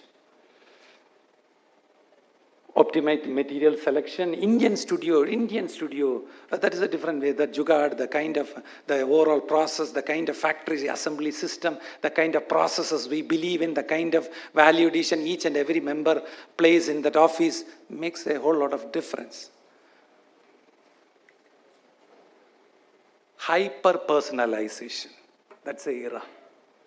You are designing for somebody, you study their entire life cycle, and you look at the priority and give them that way AI will be able to help you, which was not capturing in the regular sketch and storyboards and the material finishes and the experiences. You don't work, nowadays I'm sure most of the offices 5 days a week, and maximum 5.5 days. And only the boss or the lead or the so-called the person who had set the brand will be there on Saturday and Sunday. It's very difficult, right? So for all those mundane works, all those boring, dumb works and all those stuff where you need the slaves to be there, and we'll adopt all those technology, they will do it meticulously. No expression, reaction. We are human beings. We will get anger. We will get all kinds of anxiety. We will get all kinds of overconfidence. It's natural. Without the eccentricity, there is no creativity. So eccentricity is part and parcel of the creative world, and we should celebrate it. Nothing wrong. Right? Being normal and being not so normal is a new norm. You know? A is saying that. So why can't we say? Right? Predictive. It's all about anxiety about the future, predictive, projection. When nobody has seen the future, future is unknown. Most of the time, AI will be saying, tomorrow it will be like this. This we have been hearing from so many days. Umar Khayyam to Kabir Das ji to so many people have said about the future. And even Purana says what used to happen. So it's nothing new for us. We are a society which has gone through all this rigor, all this augmentation, all these projections. But all these projections, as the scientific projections, there are a lot of course corrections. One war can change the fate of stock market. 2 days war on the border can change a whole lot of things. That is a futile world we are looking at. If material doesn't come, and a specific set of material doesn't come, the specific set of projects won't happen in a particular region. Right? So that is the futile world, and we are telling we are demigods, we are over omnipresent, you are omnipotent and everything. And come on, there's a vicious cycle. It's not just everything is handled by architects. A whole lot of things in the market, everything matters, right? A small change in the GST itself will change the new opportunity for everything matters. Everything, everybody is important. So we have to sail together, and good days and golden days are going to come. Immersive technologies are democratizing access to design, visualization across India's diverse markets, well informed. The kind of, we are not seeing that increase of built environment related professionals or services. We need to have that. The whole lot of services required. Everywhere, the alarming figure is people are not, youngsters especially in the colleges are not pursuing civil engineering, architecture, interior design. Anything to with the built environment, we are having shortage. So again, my humble request, save the tigers. Without the tigers, the jungle is not boring. Right? And we all have a role to play. There is a continuum. Somebody has done the legacy and given to us, so we are able to pass the bucks and pass the show.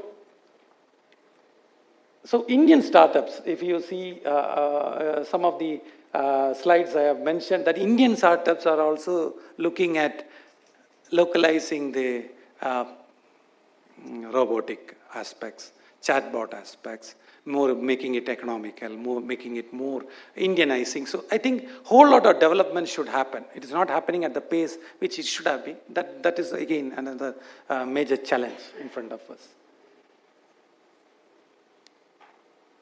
We care the employees, the corporate houses care the employees. So imagine all the offices are asked to share their details, make it public and give the efficiency. Whole lot of revolution. I think whole lot of legislation should be there out there to make sure that these norms are quickly adopted. So whole lot of meaningful deliberations and taking up with the volumes will happen in the country.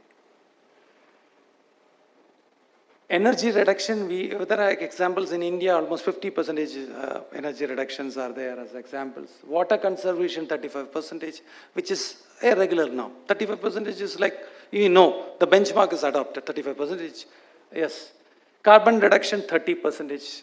And no more carbon credits, we are going to net zero. And the best thing is, I'm sure most of you have worked with the international funding organization. Everything is linked with the kind of energy you consume. So you want a lesser rate of interest related funding for your large scale project, the project should be compliant with this. Otherwise, other than the Indian banks, nobody will come forward to fund your project. So now whole lot of banking sector is available for large scale projects. So most of the corporate, private world is looking at it. So I think that will become norm. It's not one-stop solution. The designer will bring the bucks. He will do the resource mobilization, including the funding. So whole lot of things will change. Circular design tactics. People say HT and MT, hand trick and mouth trick. So tactics comes from there, circular tactics.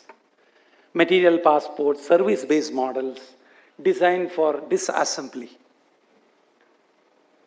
Most of the joinery reuse, material use, all these things, I am sure AI has a large scope to play.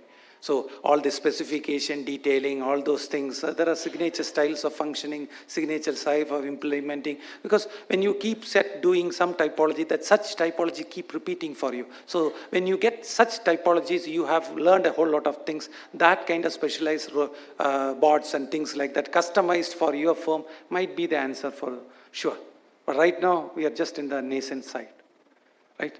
You have a whole lot of knowledge base in your offices.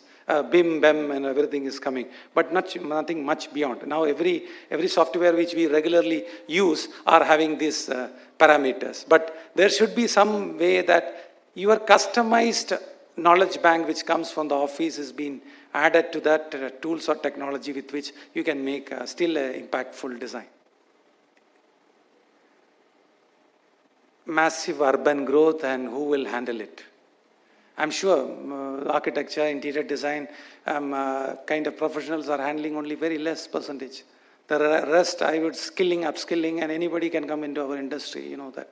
They have to just take some registration, employ people, and it's most welcome. But that upskilling will happen very fast. The thing is now you don't have to have a long career to have all these things. It will be a quick career. It will be like within 2-3 years, you can suddenly see somebody specialized into one zone because they are getting the augmented information with them. Government initiatives, I'm sure we see on a day in and out, a whole lot of things are happening. It's nothing by accident. It's all by scale. A lot of money is being pumped into the infrastructure. That is being translated. We know infrastructure is happening. We know the scale and speed is happening. So that's such the world will take you seriously.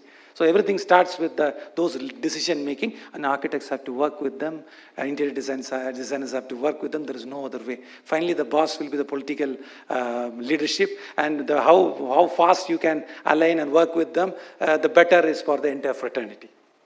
We are working together, right? That will be the best way to make an impactful decisions. Because finally, somebody has to approve the designs, right? Only a client, client also matters, right? The larger clients are in the public domain. Expanding markets. I would say we have to respect SBA also. SBA funds maximum projects in the country. So actually the biggest client is SBA. All other clients are dependent on SBA. Expanding markets. So with AI, you can replicate this model. You will have an impact in the big cities. Your associates, you are maybe a one-year person who is working with you, who wants to branch out and take up in some of the agglomerated impact. I would say extension becomes very easy. If you invest heavily on the technology and the kind of system like a factory production, you know the processes and product and services. And that, all the tier 2, tier 3, so that is where the volume is going to be largely involved. Everywhere global benchmarks are there, we need these local benchmarks. I'm just touching certain aspect. Eco-luxury biophilic branding drives premium 18% kind of benchmarking one project in New York has done. So the same way, India also have to talk about set examples, set templates, set knowledge base where we can replicate. You need not reinvent the wheel. A whole lot of time goes in standardizing, industrializing. So that is the agenda mantra. No? If you want to have the larger impact, you want to make your life smooth in creating something impactful, you should have the systems in place. You should have the methodologies and templates in place. You should have the processes in place. That is where we have to mainly focus on. Talent and workflow shift. Long years, gray hairs, those things are changing now. Obviously, certain life training and life skills are, with time it will come. Obviously, failures teach us more. And setbacks are there on a regular basis, so we don't care about that. Every project gives us a whole lot of learning rather than the moment. The heartburns are more sometimes. We will be remembering that only, those flaws we could have avoided. It happens, and it is part and parcel of anything. The doctors knows it well, but they will only share with their fraternity. They will not share it outside. They know it we are very vocal, and we believe in criticism, so we are very open about it. Cross-disciplinary collaboration, transdisciplinary. No more designer-led. Without IT, we are nothing. Without AI, we are figuring it out, what analytics. So we have realized that we need all kinds of expertise, and the modern offices will have all kinds of networking to make it happen. Continuous learning, adaptability. How fast? Something is out there, can you adopt it? Till today you are using a particular system of doing things. By tomorrow we have to adopt it and improvise it and take it in our stride. That is the pace at which we have to implement. Mainly the offices will be flooded with the youngsters who can be adopting.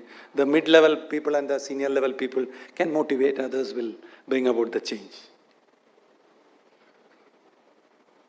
Programming language-based designers will make a whole lot of impact. We all know that. Most of the softwares allow you to program. I don't know head and tail of it, but some of my colleagues are very well versed with it. I'm sure many of your colleagues are also.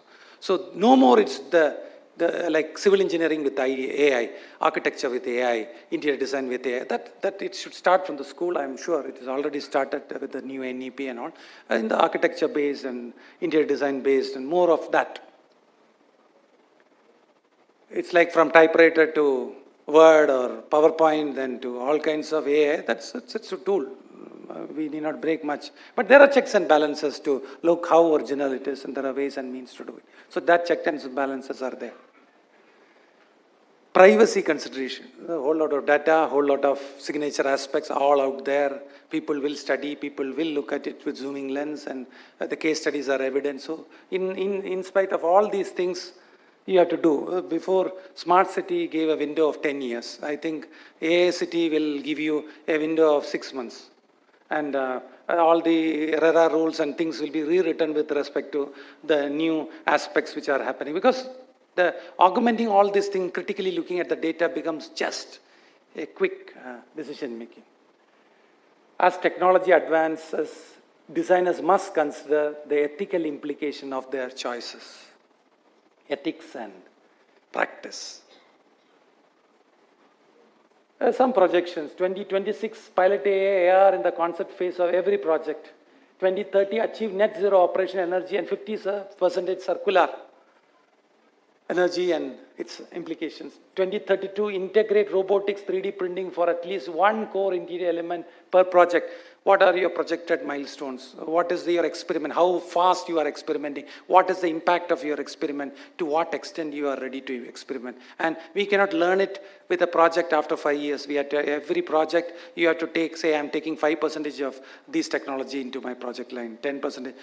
Rather than just using it as a tool, you will make it like more of analytical and I would say conceptual level. By 2035, what is projected is wellness and IGBC platinum for all high impact buildings. So we are saying 2035, that is 10 years from now, I feel within 5 years. We cannot afford to do that. India has to be self-reliant. Otherwise, if you just let loose the building industry, built environment just loose, we will still do the same, because economy will guide us in various directions. So the stringent norms will happen. Human-centered technology, we say always, but the core should be human. Competitive advantage, we are using it to the advantage of the creation and creativity and the creator. India's potential, we are service-oriented society, not only design India, we have projects in the Asiatic region, we take it much beyond. Because they also use the same tool, we also use the same tool. Our adaptability is faster. We have limited resources, time management, and a whole lot of challenges, skilling and things. If we are able to handle this, I'm sure many of the time we realize that doing projects outside India is much easier compared to projects in India for various reasons. So that kind of reasons, we will have to take the skill elsewhere and boom the market. Thank you. Thank you for your patient hearing.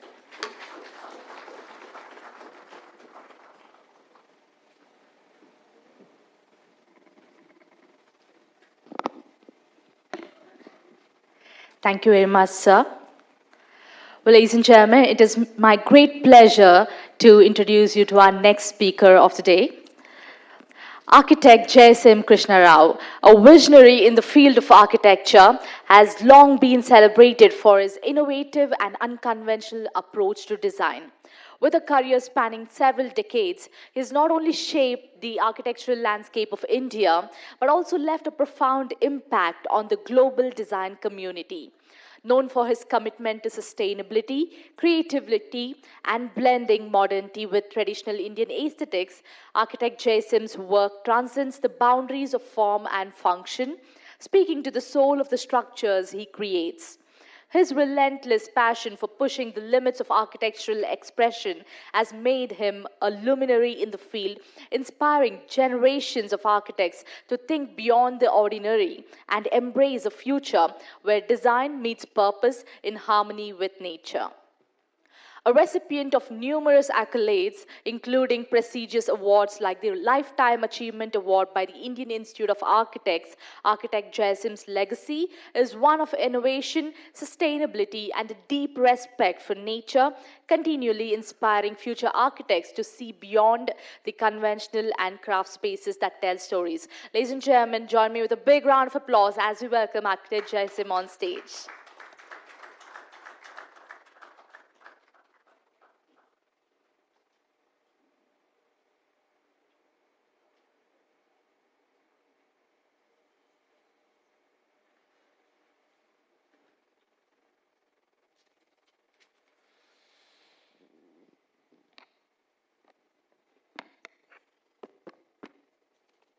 Namaskars to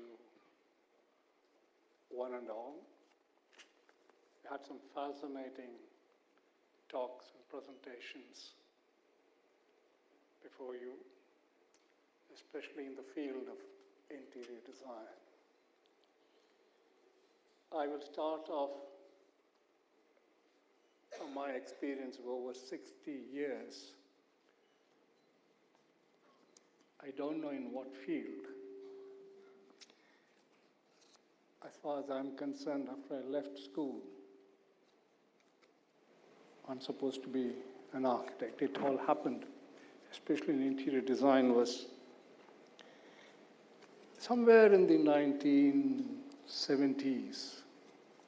A very good lady who used to make saris came to my office, not even to my house, to home, said, Jaisim, I bought a shop. I want to display my saris. I said, you are the creator of saris. You know better to display. Anyway, I went there, saw the place, saw the beautiful saris she had made, and just hung them up all over the place. She just smiled at me and said, what do you mean, where is the design? I said, that's it, your saris are your design.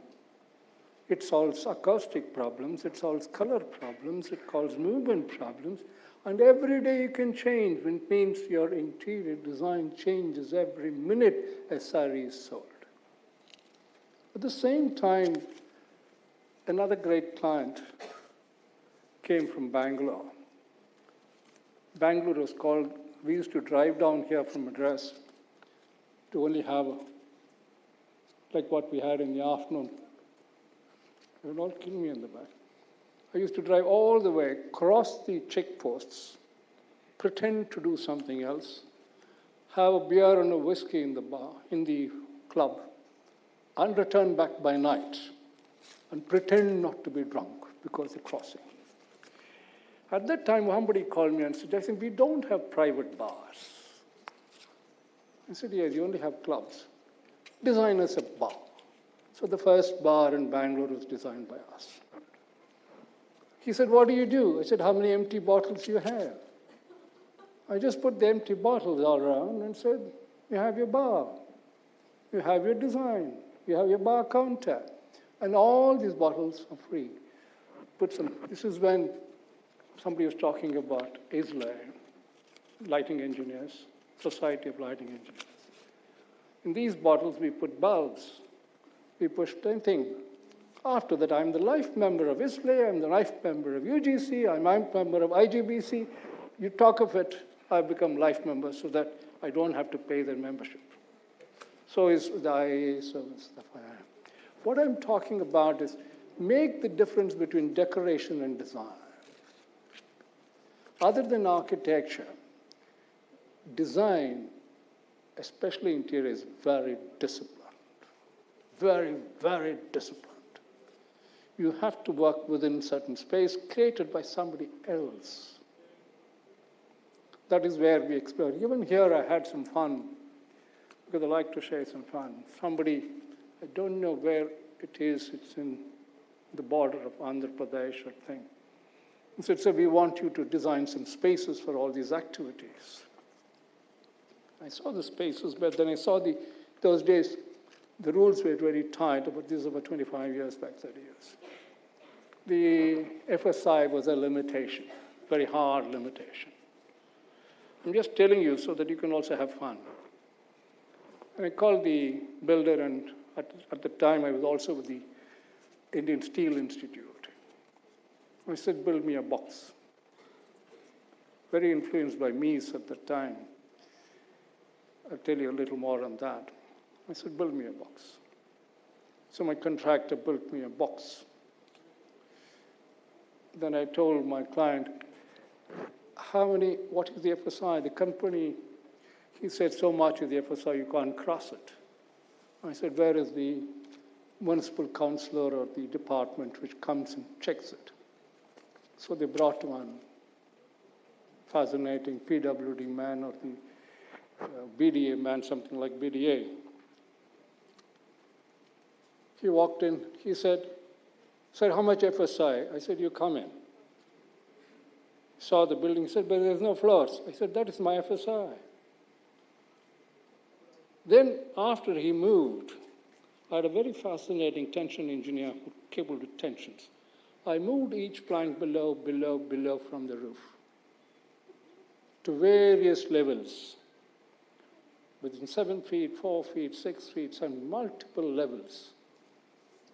It crossed 10 times beyond the FSI, so-called FSI. They brought the same engineer back. I said, this is the FSI. I said, but I got cleared. I said, your signature is there. You have cleared the project. This also happened again. I'm just sharing you the incidents. Then I went to buy a car. At that time, they had just invented Standard Motors called the Herald. I just looked at it. He said, sir, you must design a motor car stadium for us. I said, it's a lovely looking car. Why you want anything? We'll put it in the middle of Mount Road or something. I don't think half of you were born in those days. So I went. The car was in those days, that was the car with front and bottom pulled out. Only thing, the tires would break every 1,000 miles. But anyway, it was a lovely car. He looked at me. I said, sir, design is over. He said, what do you mean? I said, get the car.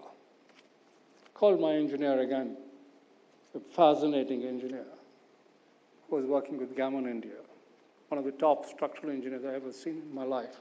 Even today, my eyes glow. I said, I want to hang this car and hang it upside down. He looked at it, he said, yes, we can do it in a tension cable. Just one car, hanging from the roof. That's it. Motor car design over, interior design of the car showroom over. Everybody on the road would walk as this hanging car doing. I said, see how many people have come and watched your car. And all of them buying it. Because you from here, you can see, from when the car is running on the road, can you see the car? You only see the side. Here you could see the whole car. The conditioner, they said, what's your fees? I said, that car. Believe it or not, I thought it was a joke. My wife came to me and said, what is this hanging outside? I said, I don't know. And I found the car. It was fascinating. A similar thing happened when another lot said, sir, you're an architect. I said, that's what they all say. They said, we want to design a showroom. I said, for what? For shoes. The Batas had never had a showroom before. This was before the Gemini flyover, and hardcore Madras again. So I took all their shoes. In those days, leather shoes and these shoes we were putting together. It was also a very fascinating way of putting shoes. You put them all to various factors. They look beautiful. Why design anything more than putting the shoes up and down? I find, that is how I find interior design provokes the brain. Like even when he was talking and putting, I said, what have I done to this paper? I said, I've in interior design. Part of it, and I realized that I've already finished my next project right sitting here when he was talking. All I have to do is go back home, show it to my structural engineer and my contractor and say, build it. Only thing, it should be 1,000 times this size. Project over. What do you say for this? I have no AI. I thought AI when it came was Air India. I didn't even know. Then I thought it was animal instinct, which was more brilliant than artificial intelligence. Can intelligence be artificial? It's ridiculous. Absolutely ridiculous. And worst part of it, all those technologies are clients of mine.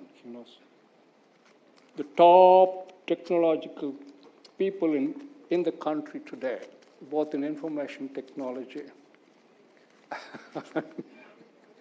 they're all personal clients. I have fun.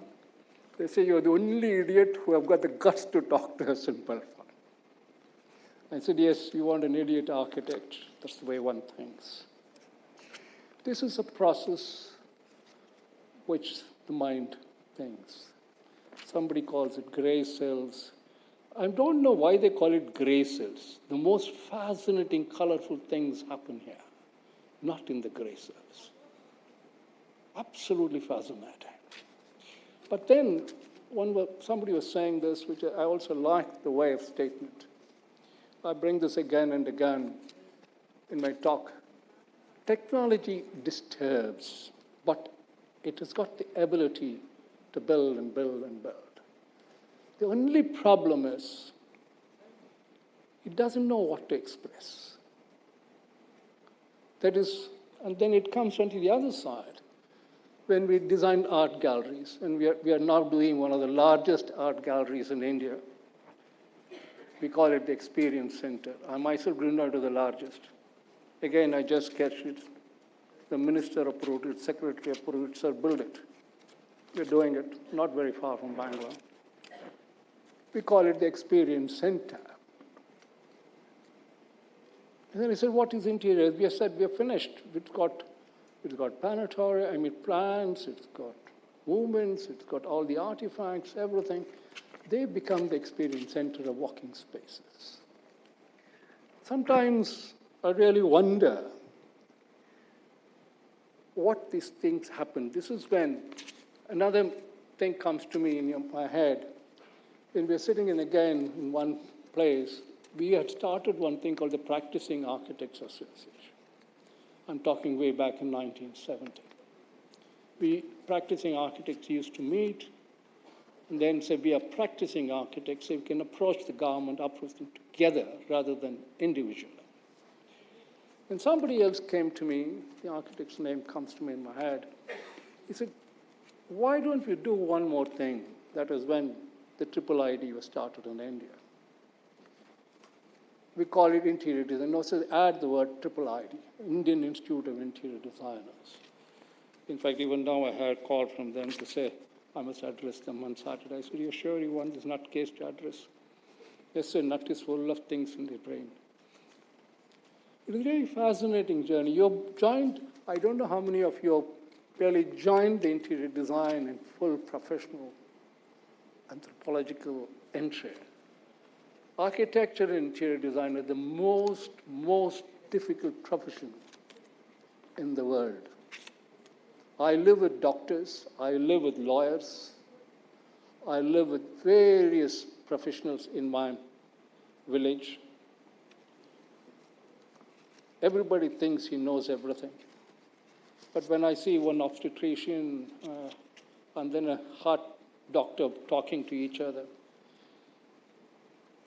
Can they ever do a heart surgery without understanding the height of the operation table? Without understanding the lights falling on it? They can't. They need you. And then when they cut you, one of the most fascinating, it was difficult for me to understand, but you bring back memories to me. I said, can I come to the where they have the dead bodies inside? He said, yes, but it's very difficult. So I went in. It's really, some of you have the guts, you must do it. They put the body, and the doctor said, be careful, make him watch, because we don't normally allow. I said, you want me to design that, I must understand how you work. Then they sliced the body, and they opened it. The interior design of the human body is unbelievable.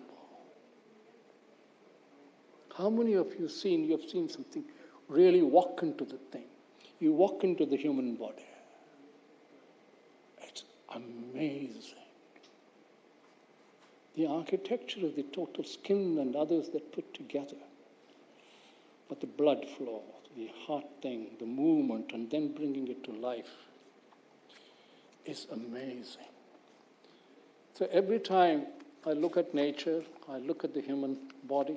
Of all the beings, the human body is the most fascinating. I've seen twins in many people. Show me two human who are identical. You may call identical twins talking. They're impossible. You can never see anywhere in the world. Beyond boundaries and beyond spaces, beyond things. Then another thing I learned, as I was telling you in the morning, I come back again. When I saw her fascinating diamonds and other things fetching, looking at my diamond, I was walking into a gold mine. I'm looking at the movement, people digging in movement of spaces. That experience of moving spaces, especially with light and acoustics and all this, is unimaginable. You need all the senses, all the elements to interact, not just with yours, with the other person, and with all the other things that happen around you, which is natural, which is beyond the dreams. You're taking me back to centuries. You tell me when I should get off, I'll get off. She's always watching him. Not that. See, what happens is true. It is really a fascinating experience. Don't become a decorator. Decorator is something, because we have done Nippon paints, we have done the Asian paints, all their projects much earlier. I said, you paint color. He threw me one of the big paint factories. They came running out and very angry. I said, what happened? I'm telling you another incident. Sir, we brought all the paints, but something happened inside the factory. I said, what happened? So the paint cans fell. So we'll have to come back again. I said, why? Let's walk inside. Like this is more orderly. But that paint floor was unbelievable. The paint just flowed. I said, just now use human intelligence and move the paints. I don't know how many of you, if you ever walked into an older house, we used to have red oxide floors. Can you see two red oxide floors that are identical? They're never flat. They're always moving. You put light here, put it in my thing. This was taught to me by my grandmother. She said, you put a lamp, it'll shake. She said, oh, it's shaking. She would say, no, put one stick there at the bottom and say, see, it's stable now. Really said, this is amazing. Here is where art comes into the brain. But then art by itself can do nothing. It cannot even exist. It is not even in the mind, because the mind also has cells. Art needs technology to express, whereas technology can express nonsense. 90% all over the world is nonsense. I'm being bred because somebody pushed this into my head. It makes no sense. Whereas the moment you touch art with technology and fuse it, that is the fascinating experience of realizing. Here, the dream of the client comes through, the aspirations of the buyer and the walker who walks through these spaces come to reality. And then it surprises. But another thing that factors come, especially when I saw the little baby of hers in the morning, is how long this is going to grow. Each year, each month, the baby grows. And we have all reached an age when we'll grow this way. And pack, one day will go. Even now my wife is coming, what are you doing at this time? How to tell her? Go around. It is a fascinating experience of living. When you spend about 6 decades in this field, the more I have learned to unlearn, the more I have learned. I keep repeating this again and again and again. Imitation is one thing, repetition is one thing, trying to study and use it again is another thing. It is a fascinating journey you're all in.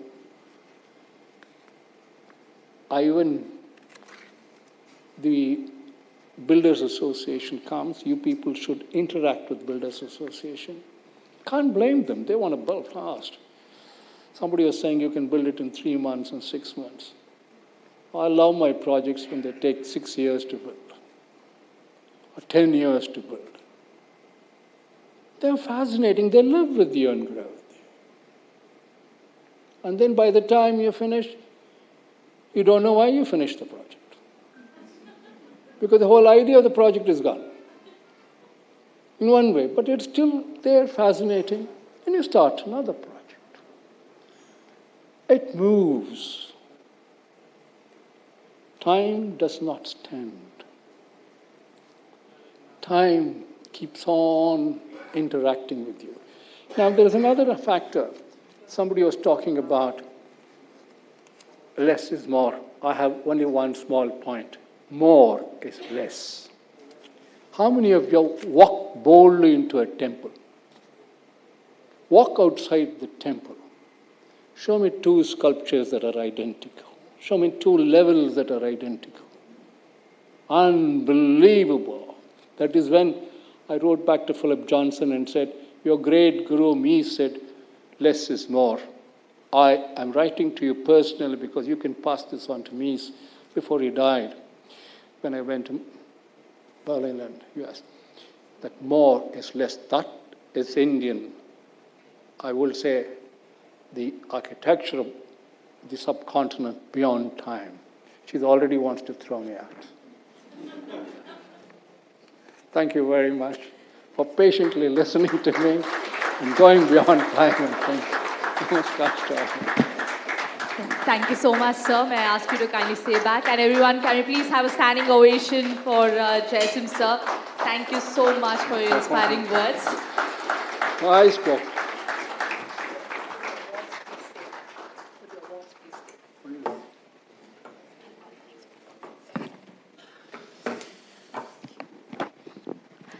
Well, ladies and gentlemen, it is now time for the most interesting part of this evening, the Architecture and Interior Design Awards 2025.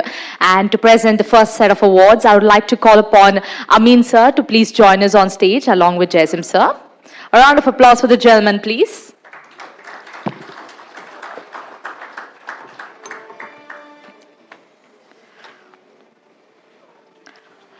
Well, the first award goes to Ash Point Consultants Private Limited. We'd like to call upon Amit Kandilwal and Poonam Jain for the leading and futuristic architecture and interior design firm of the year 2025, North India, under residential, commercial, and hospitality projects. Ladies and gentlemen, please keep the claps going.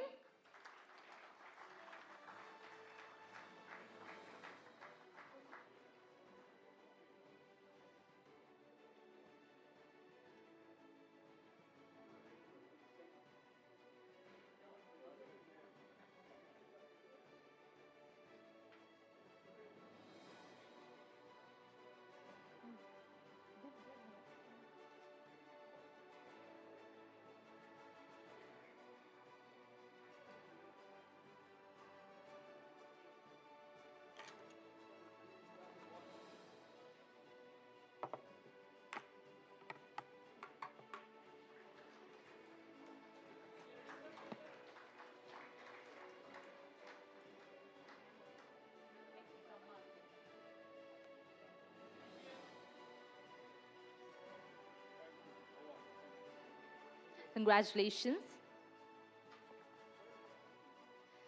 The next award goes to Brahmark, architect Gauri Kuwar and architect Raj Patel, and architect Sagar Bagdai for the innovative and most promising architecture interior design firm of the year 2025 Maharashtra under Premium Residential Projects and Quality Consulting. Ladies and gentlemen, please keep the claps going.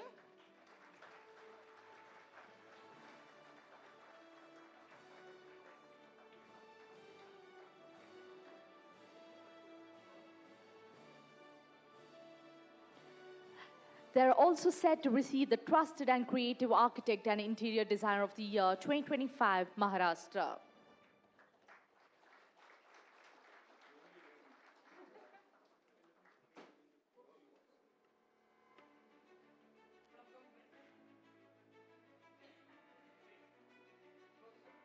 Requesting Interiors by Kajal, Style My Kona and Indo-Nippon Enterprises to please be ready.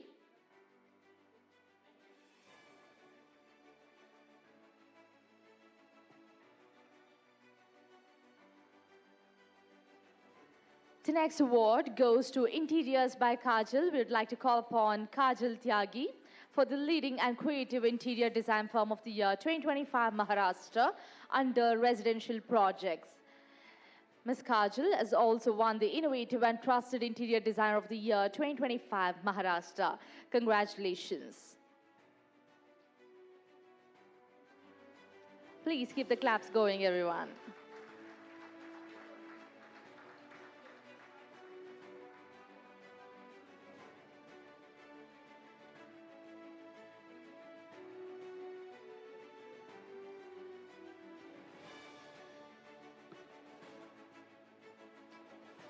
The next award goes to Style My Kona, Ms. Babita Pandey for the most trusted and innovative interior design firm of the year 2025 from Karnataka under Premium Residential Projects.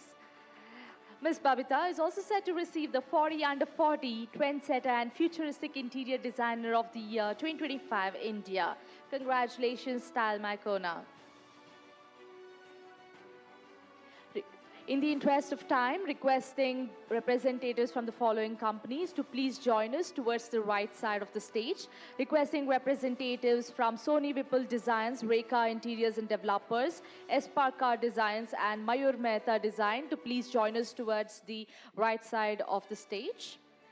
The next award goes to Indo-Nippon Enterprises Private Limited. We have Renuk P, CEO and founder, for the top and visionary design and build company of the year 2025 under commercial projects and excellent design consultancy.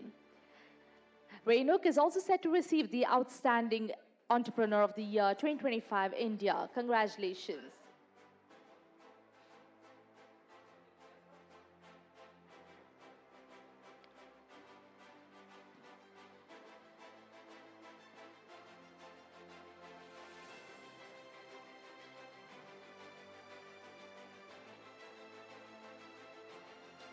The next award goes to Sony Vipul Designs LLP, Vipul Sony for the top and trendsetter interior design firm of the year 2025 Maharashtra under Premium Residential Projects.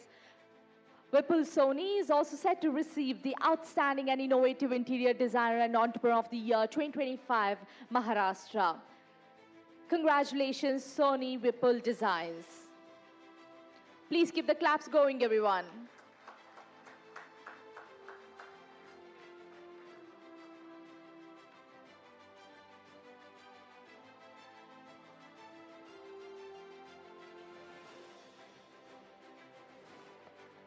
The next award goes to Rekha Interiors and Developers. We have Omkar Racharla for the Trusted and Outstanding Interior Design Firm of the Year 2025 Maharashtra under Residential Projects and Excellent Consultancy. Rekha Interiors and Developers are also set to receive the Promising and Futuristic Entrepreneur and Designer of the Year 2025 Maharashtra.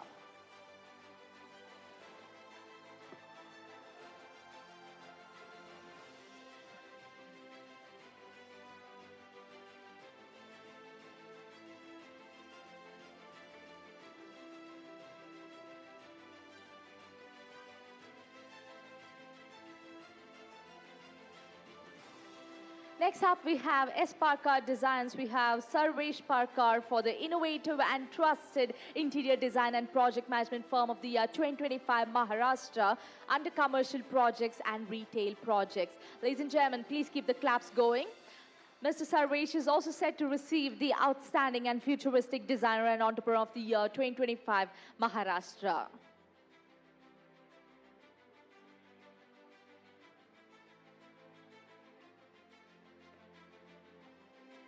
The next award goes to Mayur Mehta Designs. We'd like to call upon Mr. Mayur Mehta for the Outstanding and Prominent Interior Design Firm of the Year 2025 Gujarat under Premium Residential Projects and Commercial Projects. Congratulations to the team of Mayur Mehta Design.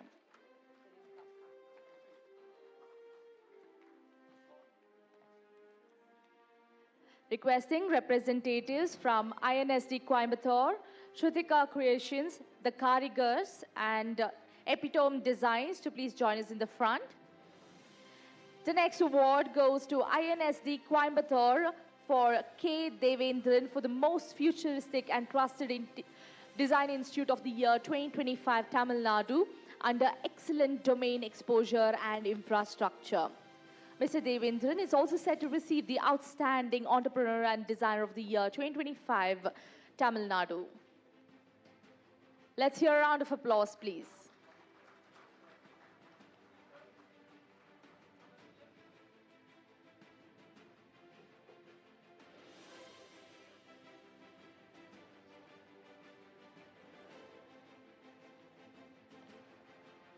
The next award goes to Shrutika Creations. We'd like to call upon Shrutika Purushottamam for the Creative and Trusted Interior Design Firm of the Year 2025 from North India under Residential and Commercial Projects.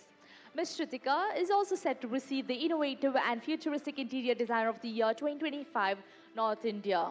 Congratulations.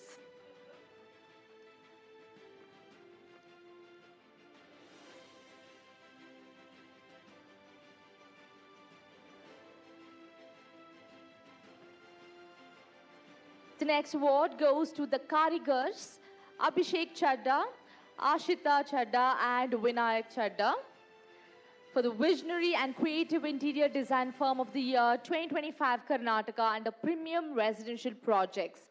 They're also set to receive the Most Futuristic and Trusted Futuristic Interior Designer and Entrepreneur of the Year 2025.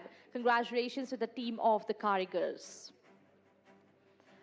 Requesting representatives from Exceldus Spaces, Innovative Designs, Raj Woodart Interior, and Pinakin Designs to please join us in the front. The next award goes to Epitome Designs, Interior Designers, Interior Stylist. We'd like to call upon Ms. Neha Rathod Sanghavi for the Innovative and Trusted Interior Design Firm of the Year 2025 from Maharashtra under Residential Projects. Ms. Neha is also set to receive the Most Promising and Creative Interior Designer of the Year 2025 Maharashtra. Congratulations, Epitome Designs. Round of applause, please.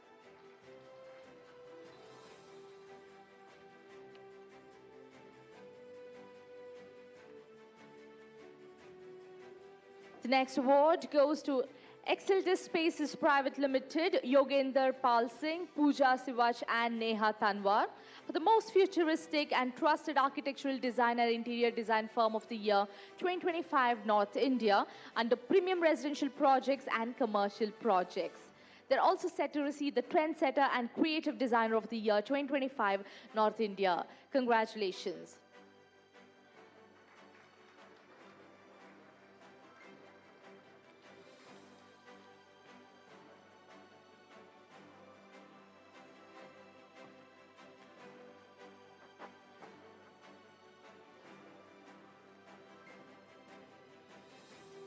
Next up, we have Innovative Designs. Let's hear it up for Harpreet Kaur Anand for the Creative and Trendsetter Interior Design Firm of the Year 2025 North India under Residential Projects and Excellent Consultancy.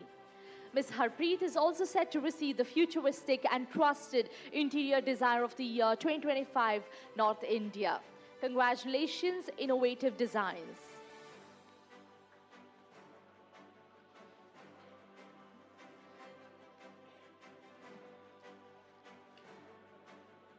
The next award goes to Raj Woodart Interior Limited. We'd like to call upon Mr. Sumit Arora for the Visionary and Top Interior Fit-Out Company of the Year 2025 under Commercial Hospitality Projects and Workplace Design. Mr. Sumit is also set to receive the Most Trusted and Futuristic Entrepreneur of the Year 2025. Let's hear up for Mr. Sumit Arora. We'd like to call upon representatives from Messier Design Studio, Profound Engineers and Interiors, Creative Design Studio, and the Yellow Dwelling to please join us towards the right side of the stage. The next award goes to Pinakin Designs, Mr. Amit Agrawal, for the innovative and most futuristic interior design, build, and architectural design firm of the year 2025. Well, congratulations to the team of Pinakin Designs.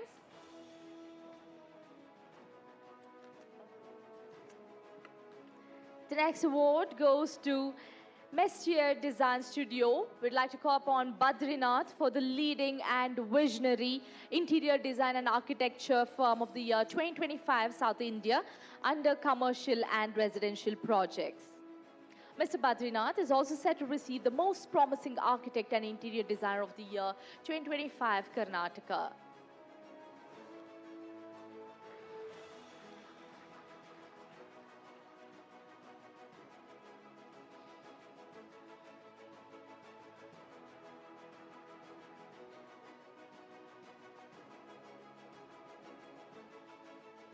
The next award goes to Profound Engineers and Interiors, Parimala S. Muddi, for the leading and innovative interior design and project execution firm of the year 2025 from South India under commercial and residential projects. Ms. Parimala is also set to receive the most prominent and excellent interior designer of the year 2025. Congratulations.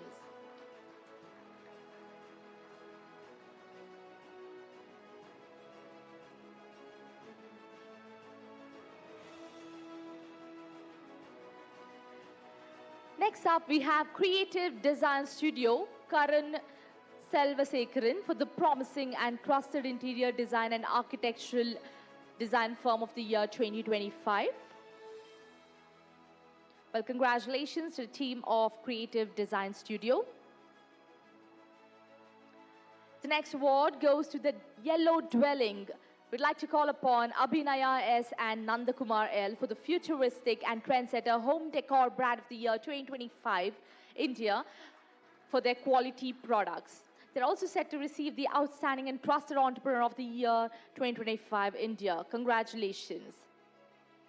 We'd like to ask the representatives from Life Fabulous, ICA, SLV Sawmills and Wood Industries, Milestone Design Studio, and Imaya House of Design to please join us towards the right side of the stage. Well, gentlemen, thank you so much for presenting this set of awards. Ladies and gentlemen, can we please give them a round of applause?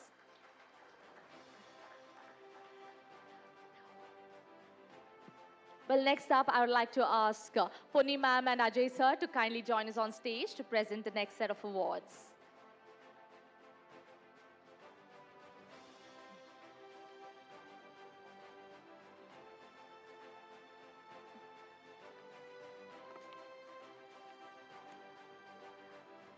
The next award goes to Life Fabulous, Redefining Interiors. We'd like to call upon Ms. Richa Mongia for the innovative and trendsetter interior design and project management firm of the year 2025 North India under premium residential projects. Ms. Richa is also set to receive the most futuristic and creative interior designer of the year 2025 North India. Congratulations.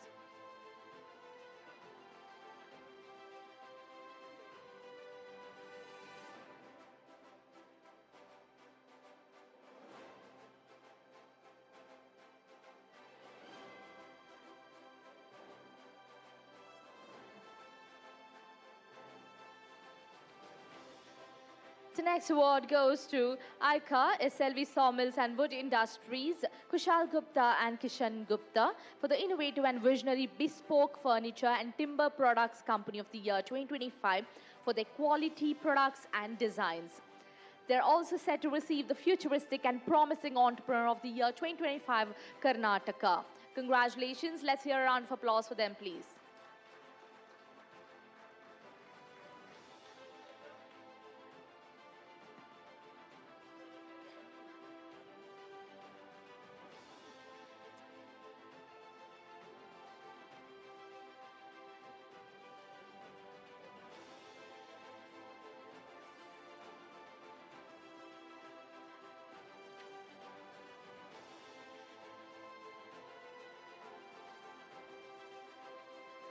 Congratulations. And the next award goes to Milestone Design Studio. We'd like to call upon Suzaya Arulpi and Sivakumar A for the innovative and leading interior design and architectural design firm of the year 2025 South India under commercial, hospitality and residential projects. Let's hear it up for them, please. They're also set to receive the Outstanding and Creative Designer of the Year 2025 India. Congratulations, Milestone Design Studio. Requesting representatives from Ferro Art Interiors, Spacewell Interiors, the Curved Angle Studio, and Intract to please join us in the front. The next award goes to Imaya House of Design. We'd like to call upon Imaya on stage for the Innovative and Outstanding Interior Design Firm of the Year 2025 Karnataka under residential and commercial projects. They're also set to receive the 40 under 40 Trendsetter and Futuristic Interior Designer of the Year 2025. Congratulations, Imaya House of Design.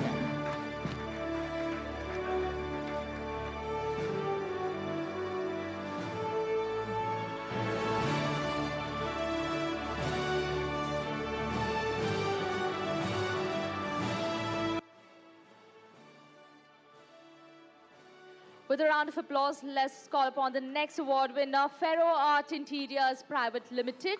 We'd like to call upon Sagar Banbade for the Innovative and Trusted Interior Design Firm of the Year 2025 Maharashtra under Premium Residential Projects and Excellent Consultancy.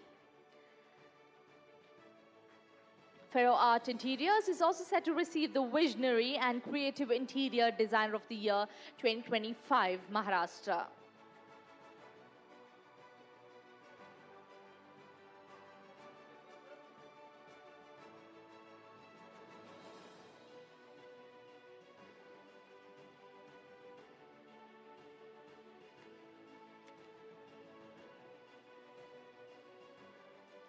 The next award goes to Spacewell Interiors LLP. We'd like to call upon Milind Shende and Aishwarya Shende for the Trusted and Outstanding Interior Design Firm of the Year 2025 Maharashtra under Residential Projects and Quality Service. They're also set to receive the Futuristic and Creative Interior Designer and Entrepreneur of the Year 2025 Maharashtra.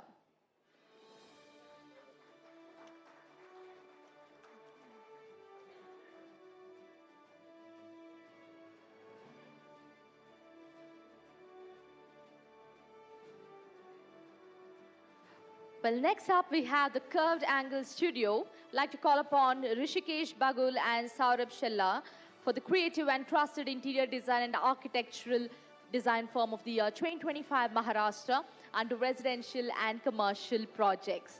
They're also set to receive the Futuristic and Innovative Designer of the Year 2025 India. Congratulations. Requesting representatives from Studio Ashwi, Dashang Designs, Brickyard Designs, and Pill Design Studio to please join us in the front. The next award goes to Intract. We'd like to call upon Ms. Sarika Singh for the Trendsetter and Futuristic Interior Design Firm of the Year 2025 Karnataka under Premium Residential Projects and Excellent Consultancy. Ms. Sarika is also set to receive the Trusted and Innovative Interior Designer and Entrepreneur of the Year 2025 Karnataka.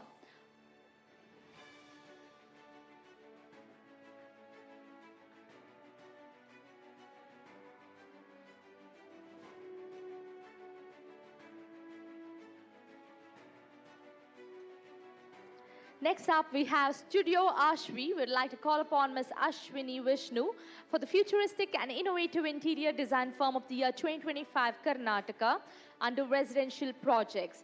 Ms. Ashwini is also set to receive the Trusted and Creative Interior Designer of the Year 2025, Karnataka.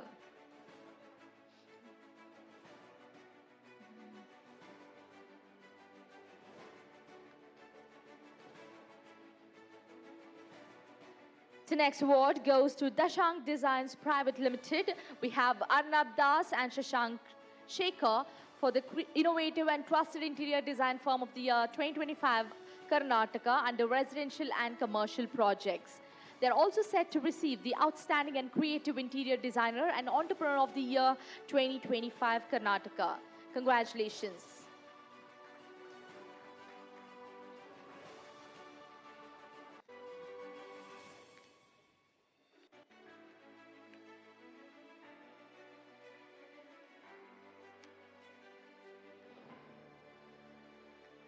The next award goes to Brickyard Designs. We'd like to call upon Jigisha Goswami and Shivani Goswami for the excellent and futuristic interior design and architectural design firm of the year 2025, Gujarat, under residential and commercial projects.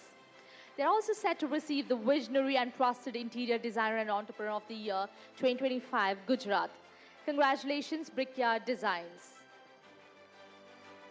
Requesting representatives from Black Curve Design Studio, Interior Spaces, Karan Beer Design Studio, and Full House to please join us in the front. The next award goes to Pill Design Studio, Rishabh Mangwani for the Innovative and Trusted Architecture and Interior Design Firm of the Year 2025, Maharashtra, under residential projects and excellent consultancy. Rishabh is also set to receive the Futuristic and Creative Architect and Interior Designer of the Year 2025, Maharashtra. Congratulations.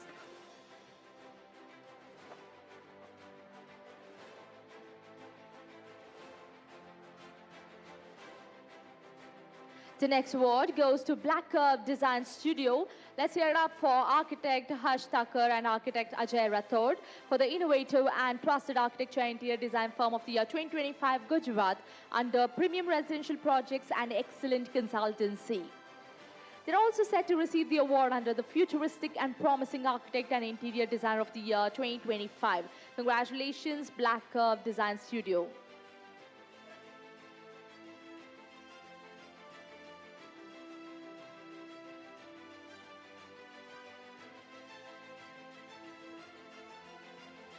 The next award goes to Interior Spaces, Suresh Baineni and Anand J for the Outstanding and Creative Interior Design Firm of the Year 2025 from Karnataka under Residential Projects and Outstanding Consultancy. They are also set to receive the 40 Under 40 Trendsetter and Futuristic Interior Designer of the Year 2025. Congratulations, Interior Spaces.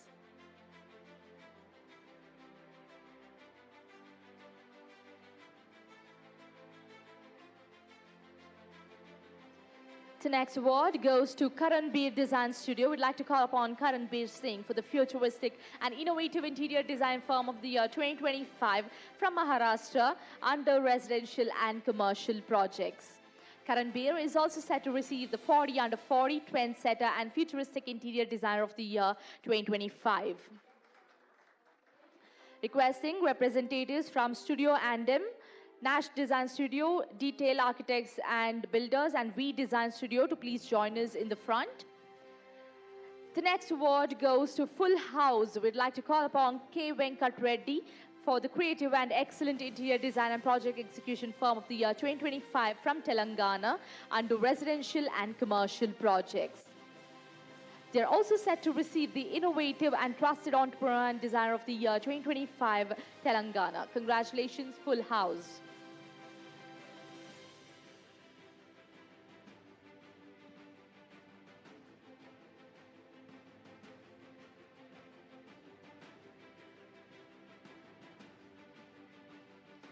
The next award goes to Studio Andem, Arvind Bala and Veda Nair for the Innovative and Trendsetter Interior Design and Architectural Design Firm of the Year 2025 Kerala under Premium Residential Projects.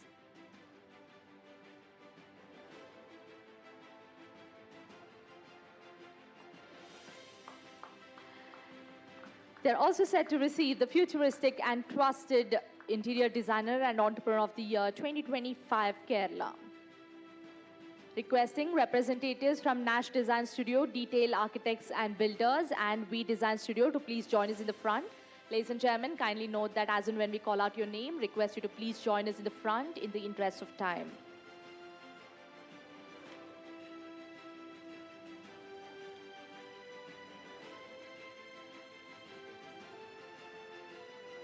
The next award goes to Nash Design Studio, Dr. Nasheed K.M. for the futuristic and innovative interior design and architectural design firm of the year 2025 Kerala under residential and commercial projects.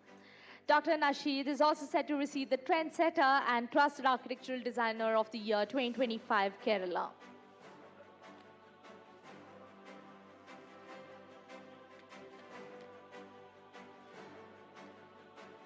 The next award goes to Detail Architects and Builders, Mr. Sunil Lazar for the Trusted and Promising Interior Design, Construction and Architectural Design Firm of the Year 2025 Kerala under Residential Projects. Mr. Sunil is also set to receive the Rising Entrepreneur and Designer of the Year 2025 Kerala. Let's hear a round of applause for him, please. Requesting representatives from D Exito Projects, Rangari Art Studio, BMC Industries Private Limited, and Studio A to please join us in the front. The next award goes to We Design Studio, Jitendra Raju and team, for the most futuristic and trusted interior design firm of the year 2025 South India under residential projects and excellent design consultancy. Ladies and gentlemen, let's hear a big round of applause for the team. We Design Studio is also set to receive the Visionary and Innovative Entrepreneur of the Year 2025 Karnataka.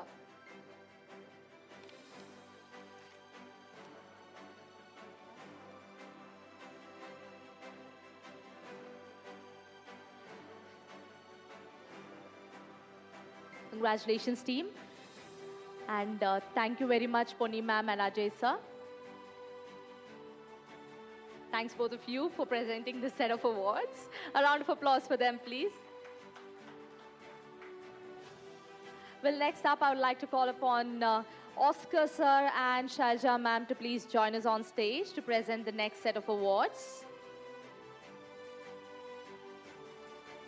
Can we also have Oscar sir to please join us on stage?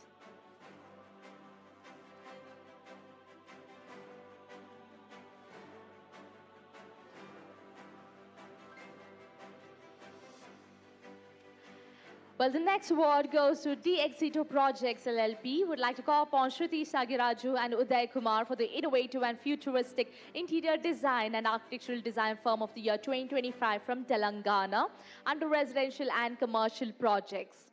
They're also set to receive the Trusted and Creative Designer and Entrepreneur of the Year 2025 Telangana. Congratulations.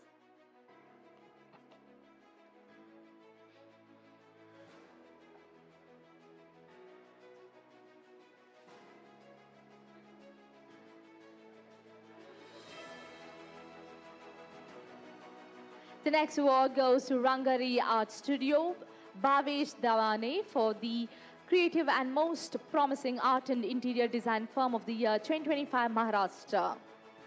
Mr. Bhavesh is also set to receive the Trendsetter and Innovative Artist and Designer of the Year 2025 Maharashtra.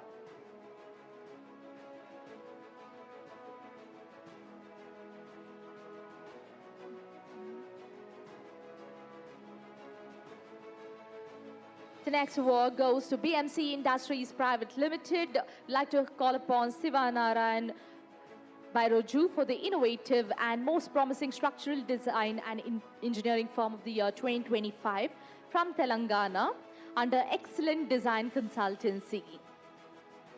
Mr. Shiva is also set to receive the Trusted and Futuristic Engineer and Entrepreneur of the Year 2025 Telangana.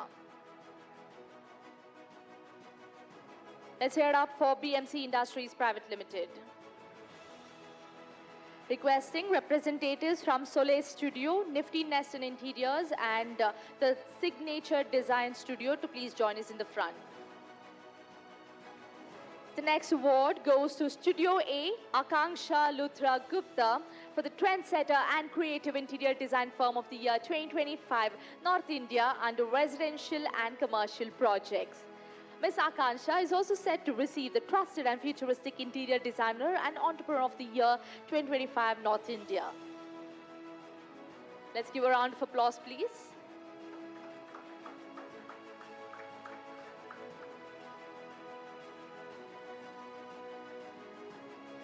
The next award goes to Soleil Studio, Anjali Tanna and Aishwarya Dandekar, for the Innovative and Trendsetter Interior Design Firm of the Year 2025 Maharashtra under Premium Residential Projects. They're also set to receive the Futuristic and Trusted Interior Designer of the Year 2025 Maharashtra.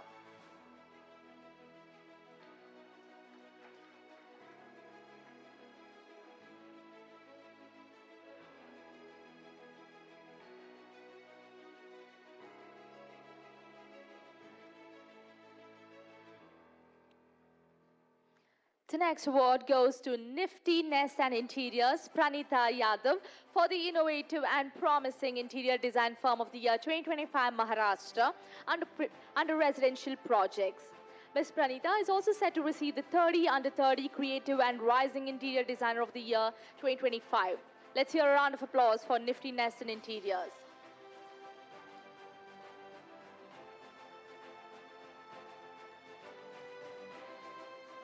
The next award goes to the Signature Design Studio, architect Gaurav Mane and Shreyash S. Mane, for the Most Innovative and Trusted Interior Design and Architectural Design Firm of the Year 2025 Karnataka under Residential and Commercial Projects. They're also set to receive the Futuristic and Outstanding Designer and Entrepreneur of the Year 2025 Karnataka.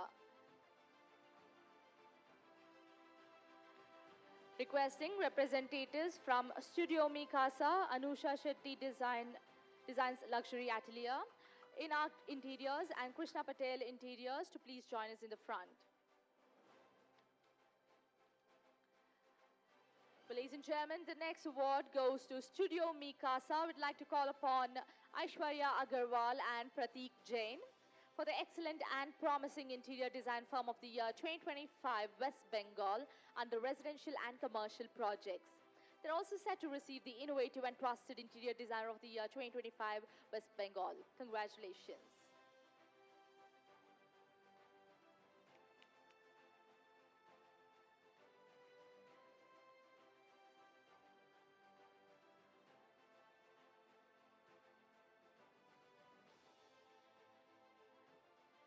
The next award goes to Anusha Shetty Designs Luxury Atelier.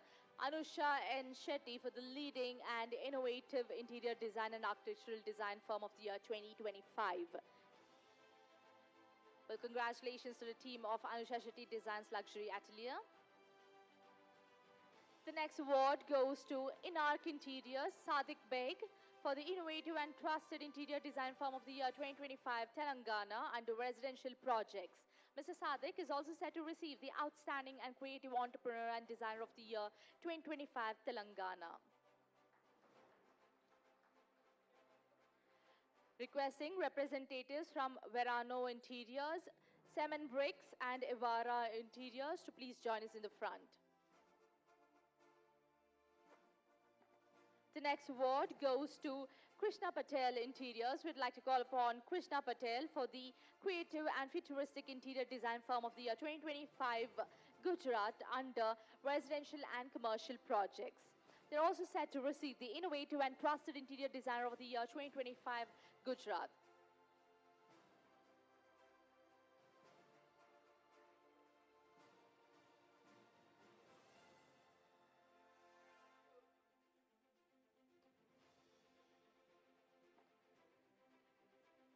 The next award goes to Verano Interiors, Preksha Lodha and Ashna Gohil for the Innovative and Trusted Interior Design Firm of the Year 2025 West Bengal under Residential Projects and Quality Service.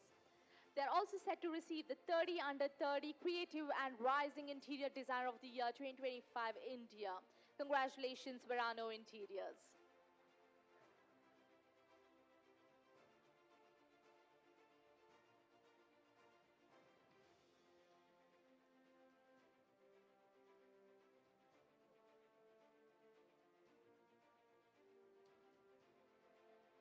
Next up, we have Cement Bricks, Bharat R, for the Innovative and Creative Construction and Design Firm of the Year 2025, Karnataka, under Excellent Project Execution. Mr. Bharat is also set to receive the Most Promising and Outstanding Entrepreneur of the Year 2025, Karnataka.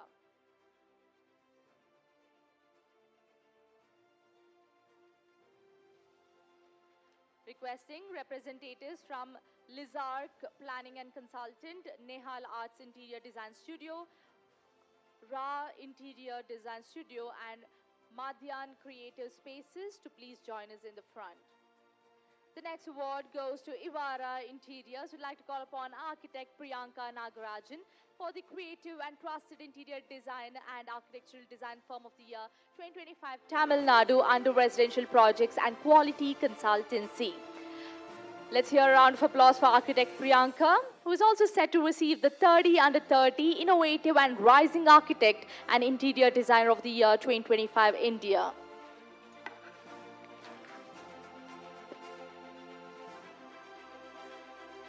The next award goes to Lizark Planning and Consultant, Sahil Matakia and Yusuf Sumra for the Promising and Futuristic Engineering, Planning and Design Firm of the Year 2025, Gujarat, under Residential and Commercial Projects.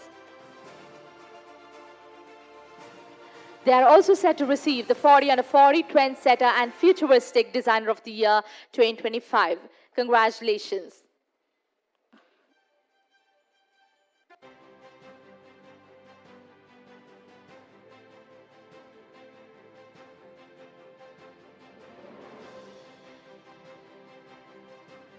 The next award goes to Nehal Arts Interior Design Studio.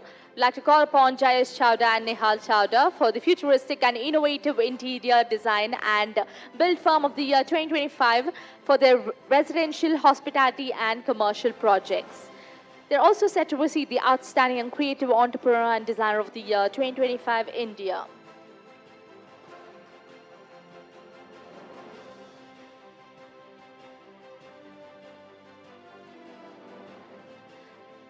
The next award goes to Rah Interior Design Studio, Raksha Bum and Hardik Bum for the Most Promising and Futuristic Interior Design Firm of the Year 2025, Maharashtra, under Residential and Commercial Projects. They're also set to receive the Innovative and Trusted Interior Designer of the Year 2025, Maharashtra. Requesting representatives from Pacha Life Design Studio, Radar Studio and Skew Studio to please join us in the front.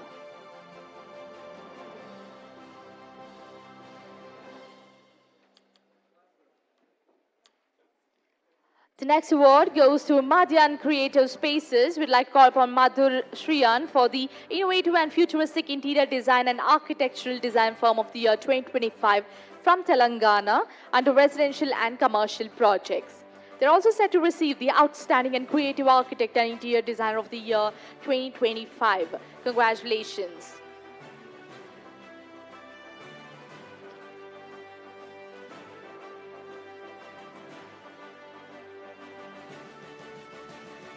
And thanks to the both of you for presenting this set of awards. A round of applause for them, please.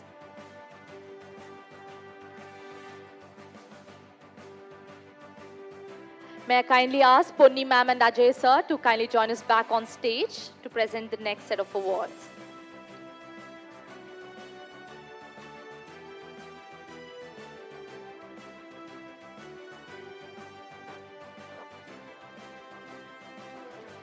The next award goes to Pacha Life Design Studio, Shamal NS, for the Innovative and Outstanding Art, Craft and Design Firm of the Year 2025 South India under Sustainable Design Approach and Handmade Bamboo Products.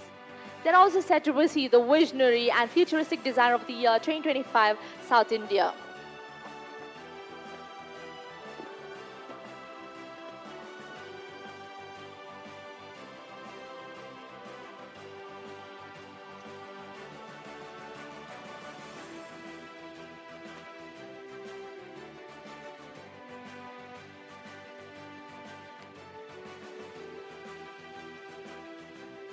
The next award goes to Rado Studio, Hari Kumar, for the Innovative and Promising Interior Design Firm of the Year 2025 Maharashtra under Residential and Commercial Projects.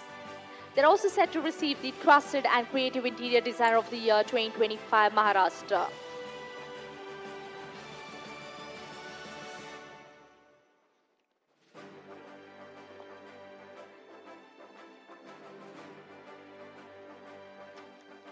Requesting representatives from Prasad and Associates, Architecton and Kirpa Channa Design to please join us in the front.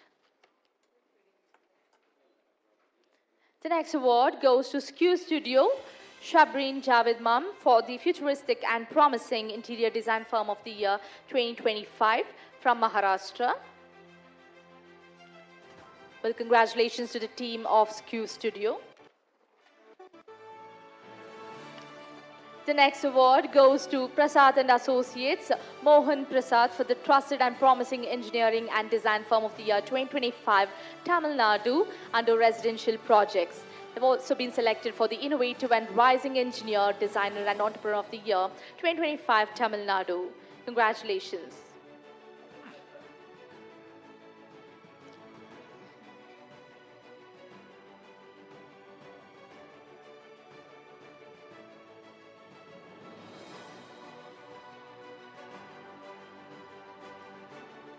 The next award goes to Architecton V. Pradeep Kumar for the Trusted and Promising Construction, Interior Design and Project Management Firm of the Year 2025 Tamil Nadu under Residential and Commercial Projects. They've also been selected for the Innovative and Rising Entrepreneur and Engineer of the Year 2025 Tamil Nadu. Requesting representatives from Chromatic Spaces, the Building Contractor, Arc Studios and Sulphur Infra to please join us in the front. Well, with a big round of applause, the next award goes to Kirpa Channa Design. We'd like to call upon Ms. Kirpa Channa for the Innovative and Futuristic Interior Design and Architectural Design Firm of the Year 2025 for the Sustainable Design Approach Commercial Projects and Residential Projects. She's also been selected for the Trendsetter and Promising Designer of the Year 2025. Congratulations. Ladies and gentlemen, let's hear a big round of applause. She's one of the few I could see all the way from here. She used to clap for almost every award winner, so let's give her a round of applause. Congratulations. Well, the next award goes to Chromatic Spaces, Divjot Kaur Chawla for the Futuristic and Most Promising Interior Design Firm of the Year 2025 Maharashtra under Residential Projects. Divjot is also selected for the Creative and Rising Interior Designer of the Year 2025 Maharashtra. Congratulations, Chromatic Spaces.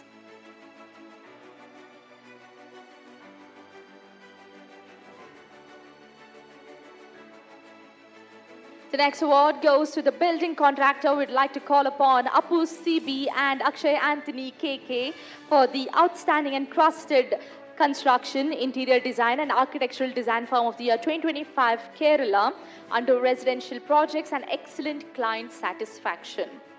They've also been selected for the Innovative and Most Promising Engineer and Entrepreneur of the Year 2025 Kerala.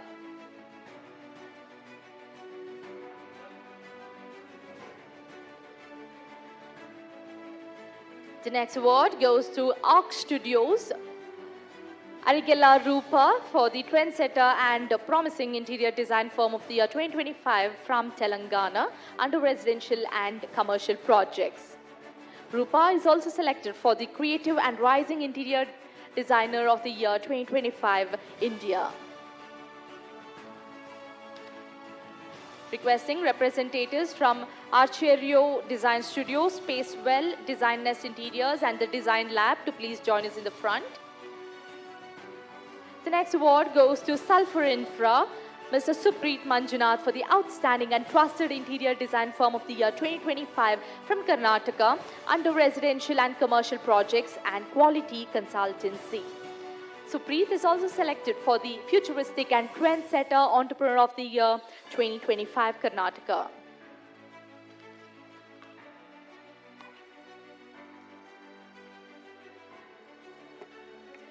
The next award goes to Archiero Design Studio, Sudarshan Yogeshwaran and Keshav Nair, for the trendsetter and trusted interior design and project execution firm of the year 2025 Karnataka under premium residential projects and excellent consultancy.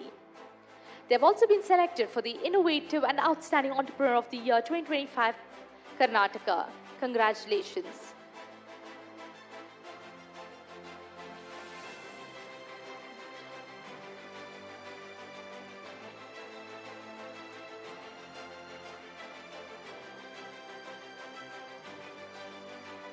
The next award goes to Spacewell. We would like to call upon Ms. Nidhi Mittal for the trendsetter and most promising interior design firm of the year 2025 Maharashtra under residential and commercial projects. Ms. Nidhi is also set to receive the Trusted and Creative Interior Designer of the Year 2025 Maharashtra. Congratulations, Spacewell.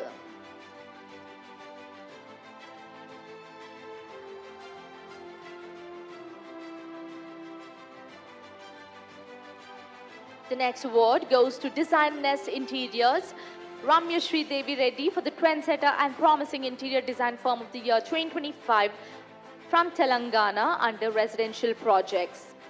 Ramya Shri is also set to receive the creative and rising interior designer of the year 2025 Telangana. Requesting representatives from TechWizen, Elements Turnkey Contractor, Opulent Design Studio and Encyclo Design to please join us in the front. The next award goes to the Design Lab, Tanvi Gangwal for the innovative and emerging interior design firm of the year 2025 Maharashtra under residential projects. Ms. Tanvi is also set to receive the rising and trusted interior designer of the year 2025 Maharashtra.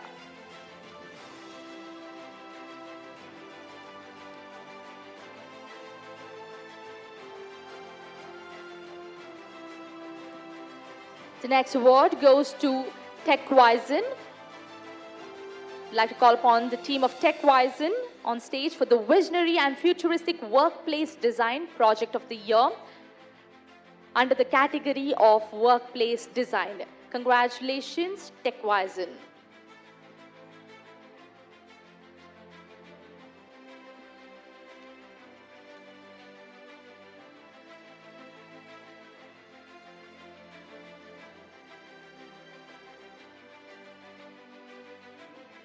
The next award goes to Elements Turnkey Contractor, Mr. Lohit Mutiala, Mr. Moin Siddiqui, and Mr. Shailesh Desai for the innovative and trusted interior design, build and engineering firm of the year 2025 Maharashtra under commercial and residential projects. They are also set to receive the futuristic and creative engineer and designer of the year 2025 India. Congratulations.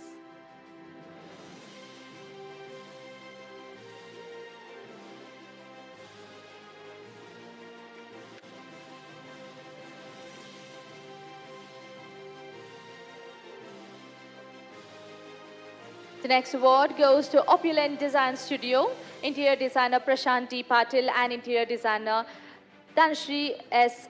Kshatriya for the creative and emerging interior design firm of the year 2025 Maharashtra under residential and commercial projects. They're also set to receive the 30 under 30 creative and rising interior designer of the year 2025 India. Congratulations. Requesting representatives from Sun Shadow, Narayani Design Studio, Studio Staptya by Siddhi and Shank Swapna Interiors to please join us in the front. The next award goes to Encyclo Design. We'd like to call upon Ms. Priyanshi Agrawal for the innovative and promising interior design and projects execution firm of the year 2025 from Maharashtra under residential projects. Let's hear it up for Priyanshi, who is also set to receive the 30 under 30 Creative and Rising Interior Designer of the Year 2025. Congratulations, Encyclo Design.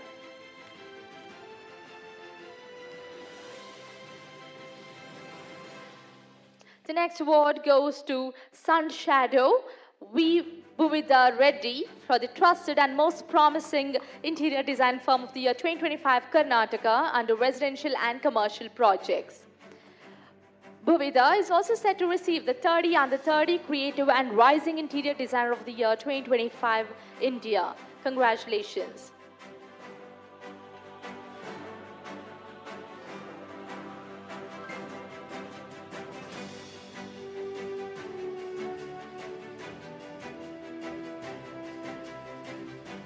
The next award goes to Narayani Design Studio, Geetanjali Saraf for the Promising and Creative Interior Design Firm of the Year 2025 Maharashtra under Residential Projects. Geetanjali is also set to receive the Trusted and Rising Interior Designer of the Year 2025 Maharashtra. Congratulations.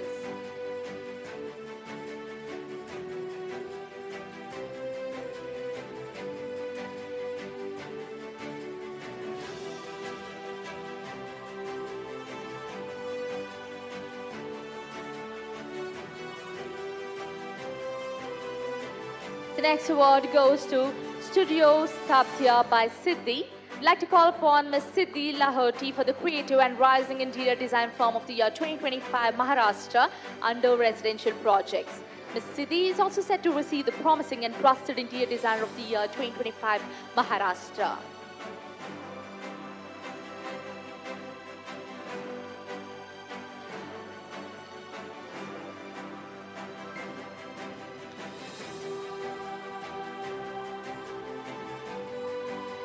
Last but not the least, we'd like to call upon Shank Swapna Interiors, Swapnali Kulkarni and Shankar Gaikwad for the excellent and most creative interior design firm of the year 2025. Well, congratulations to the team of Shank Swapna Interiors. With this, we conclude the physical awards. Ladies and gentlemen, once again, a big round of applause for all the Architecture and Interior Design Awards 2025 award winners. And thank you very much for presenting this set of awards. Thank you all for joining us here today. And networking session is now open. And please go ahead and enjoy your dinner. Thank you so much.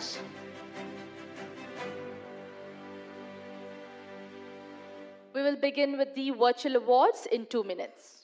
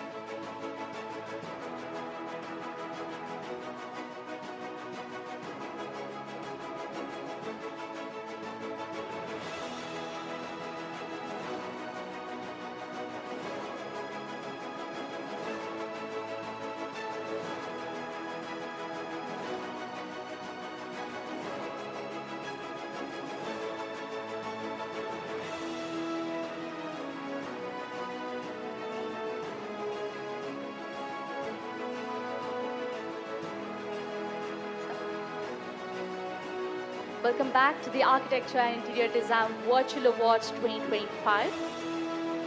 The first award goes to AG Design Studio, Mrs. Asmita Gawali for the Promising and Creative Interior Design Firm of the Year 2025 Maharashtra under Residential and Commercial Projects. They've also been selected for the Trusted and Rising Interior Designer of the Year 2025 Maharashtra. Congratulations, AG Design Studio. Congratulations, Co-Creators Interiors, Komal Kalushti. Congratulations, Co-Creators Interiors, interior designer Komal Kalushti and interior designer Siddhi Kadam for the promising and innovative interior design firm of the year 2025 Maharashtra under residential projects. They've also been selected for the 30 under 30 Creative and Rising Interior Designer of the Year 2025 India. Congratulations, Co-Creates Interior. Congratulations, August 8 Designs, Sheetal Kamani for the innovative and outstanding interior design firm of the year 2025 Maharashtra under commercial and residential projects. Sheetal is also set to receive the 40 under 40 Trendsetter and Futuristic Interior Designer of the Year 2025 India. Congratulations, August 8 Designs. Congratulations, Duend, Ms. Shravanti Kantam for the innovative and futuristic interior design firm of the year 2025 Karnataka under residential and commercial projects. Ms. Shravanti is also set to receive the Trusted Interior Designer and Entrepreneur of the Year 2025 Karnataka. Congratulations, Duend.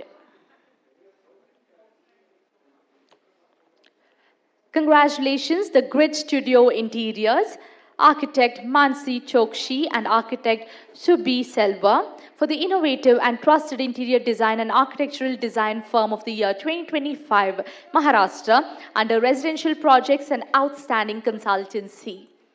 They are also set to receive the 40 under 40 Trendsetter and Futuristic Architect and Interior Designer of the Year 2025. Congratulations, the Grid Studio Interiors. Congratulations, AP Design Studio, Architect Amrita Pathak for the creative and trusted interior design and architectural design firm of the year 2025 Maharashtra under residential, commercial and hospitality projects. They're also set to receive the 40 under 40 Trendsetter and Futuristic Architect and Interior Designer of the Year 2025. Congratulations, AP Design Studio. Congratulations, Twila Design Studio, Payal Jain for the innovative and trendsetter interior design firm of the year 2025 Maharashtra under premium residential projects and commercial projects. They're also set to receive the trusted and futuristic interior designer of the year 2025 Maharashtra. Congratulations, Twila Design Studio. Congratulations, Expressions Inside Turnkey Design Studio, Mr. Tufail Nazir Ansani, for the top and most creative interior design and project management firm of the year 2025 Maharashtra under residential and commercial projects. They're also set to receive the top 25 Trendsetter Interior Designer and Entrepreneur of the Year 2025 India. Congratulations, Expressions Inside Turnkey Design Studio. Congratulations, S. Alt Altelier, Shantanu Vaikar, for the innovative and trusted interior design firm of the year 2025 Maharashtra under residential projects and outstanding consultancy.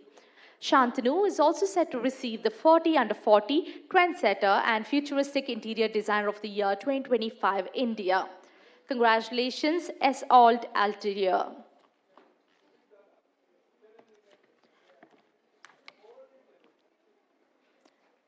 Congratulations, Infinito Design Studio, Zakia Siraj, for the innovative and trusted interior design and architectural design firm of the year 2025, North India, under residential and commercial projects. They're also set to receive the Golden Door Award for excellent consultancy in the interior design domain. Congratulations, Infinito Design Studio.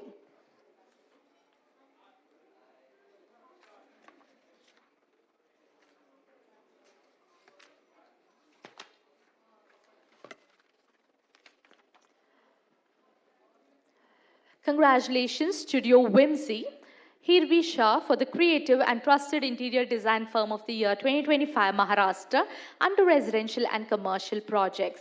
Hirvi is also set to receive the 30 Under 30 Innovative and Rising Architect and Interior Designer of the Year 2025 India. Congratulations, Studio Whimsy. Congratulations, X-Space Design Studio, Nandu Patel, for the Rising and Creative Interior Design Firm of the Year 2025, Chhattisgarh, under Residential Projects. Nandu is also set to receive the Emerging and Trusted Entrepreneur and Interior Designer of the Year 2025, Chhattisgarh. Congratulations, X-Space Design Studio. Congratulations, Tanvi Interior Studio, Tanvi Chafekar, for the Creative and Promising Interior Design Firm of the Year 2025, Maharashtra, under Residential and Commercial Projects. Tanvi is also set to receive the Rising and Trusted Interior Designer of the Year 2025, Maharashtra. Congratulations, Tanvi Interior Studio. Congratulations, Studio Styline Mumbai, Prashi Doctor and Aneri Sheth, for the Trendsetter and Promising Interior Design and Architectural Design Firm of the Year 2025, Maharashtra, under Residential and Commercial Projects.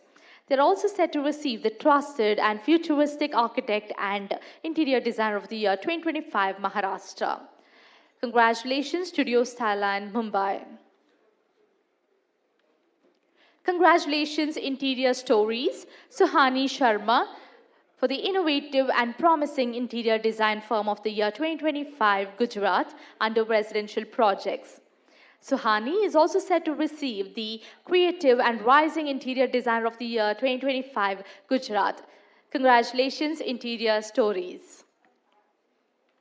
Congratulations, Acharya Aditi, for the Most Promising and Creative Interior Design Firm of the Year 2025, North India, under Residential and Commercial Projects. Aditi is also set to receive the Rising and Trusted Interior Design Firm of the Year 2025, North India. Congratulations, Acharya.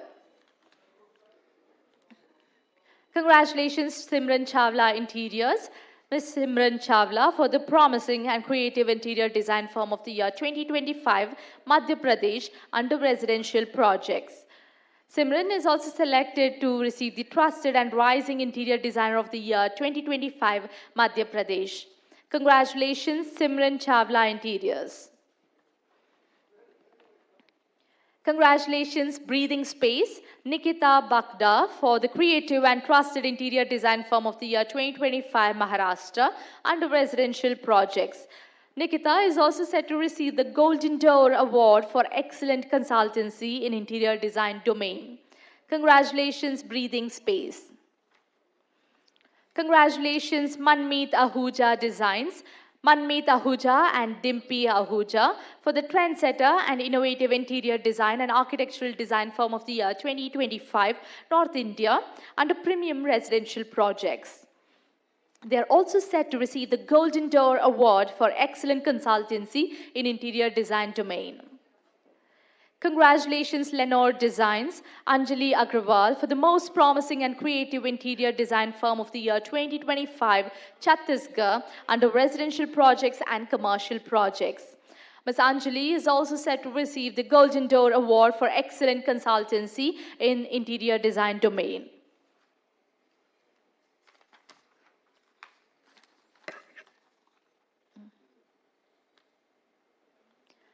Congratulations, Woodoffa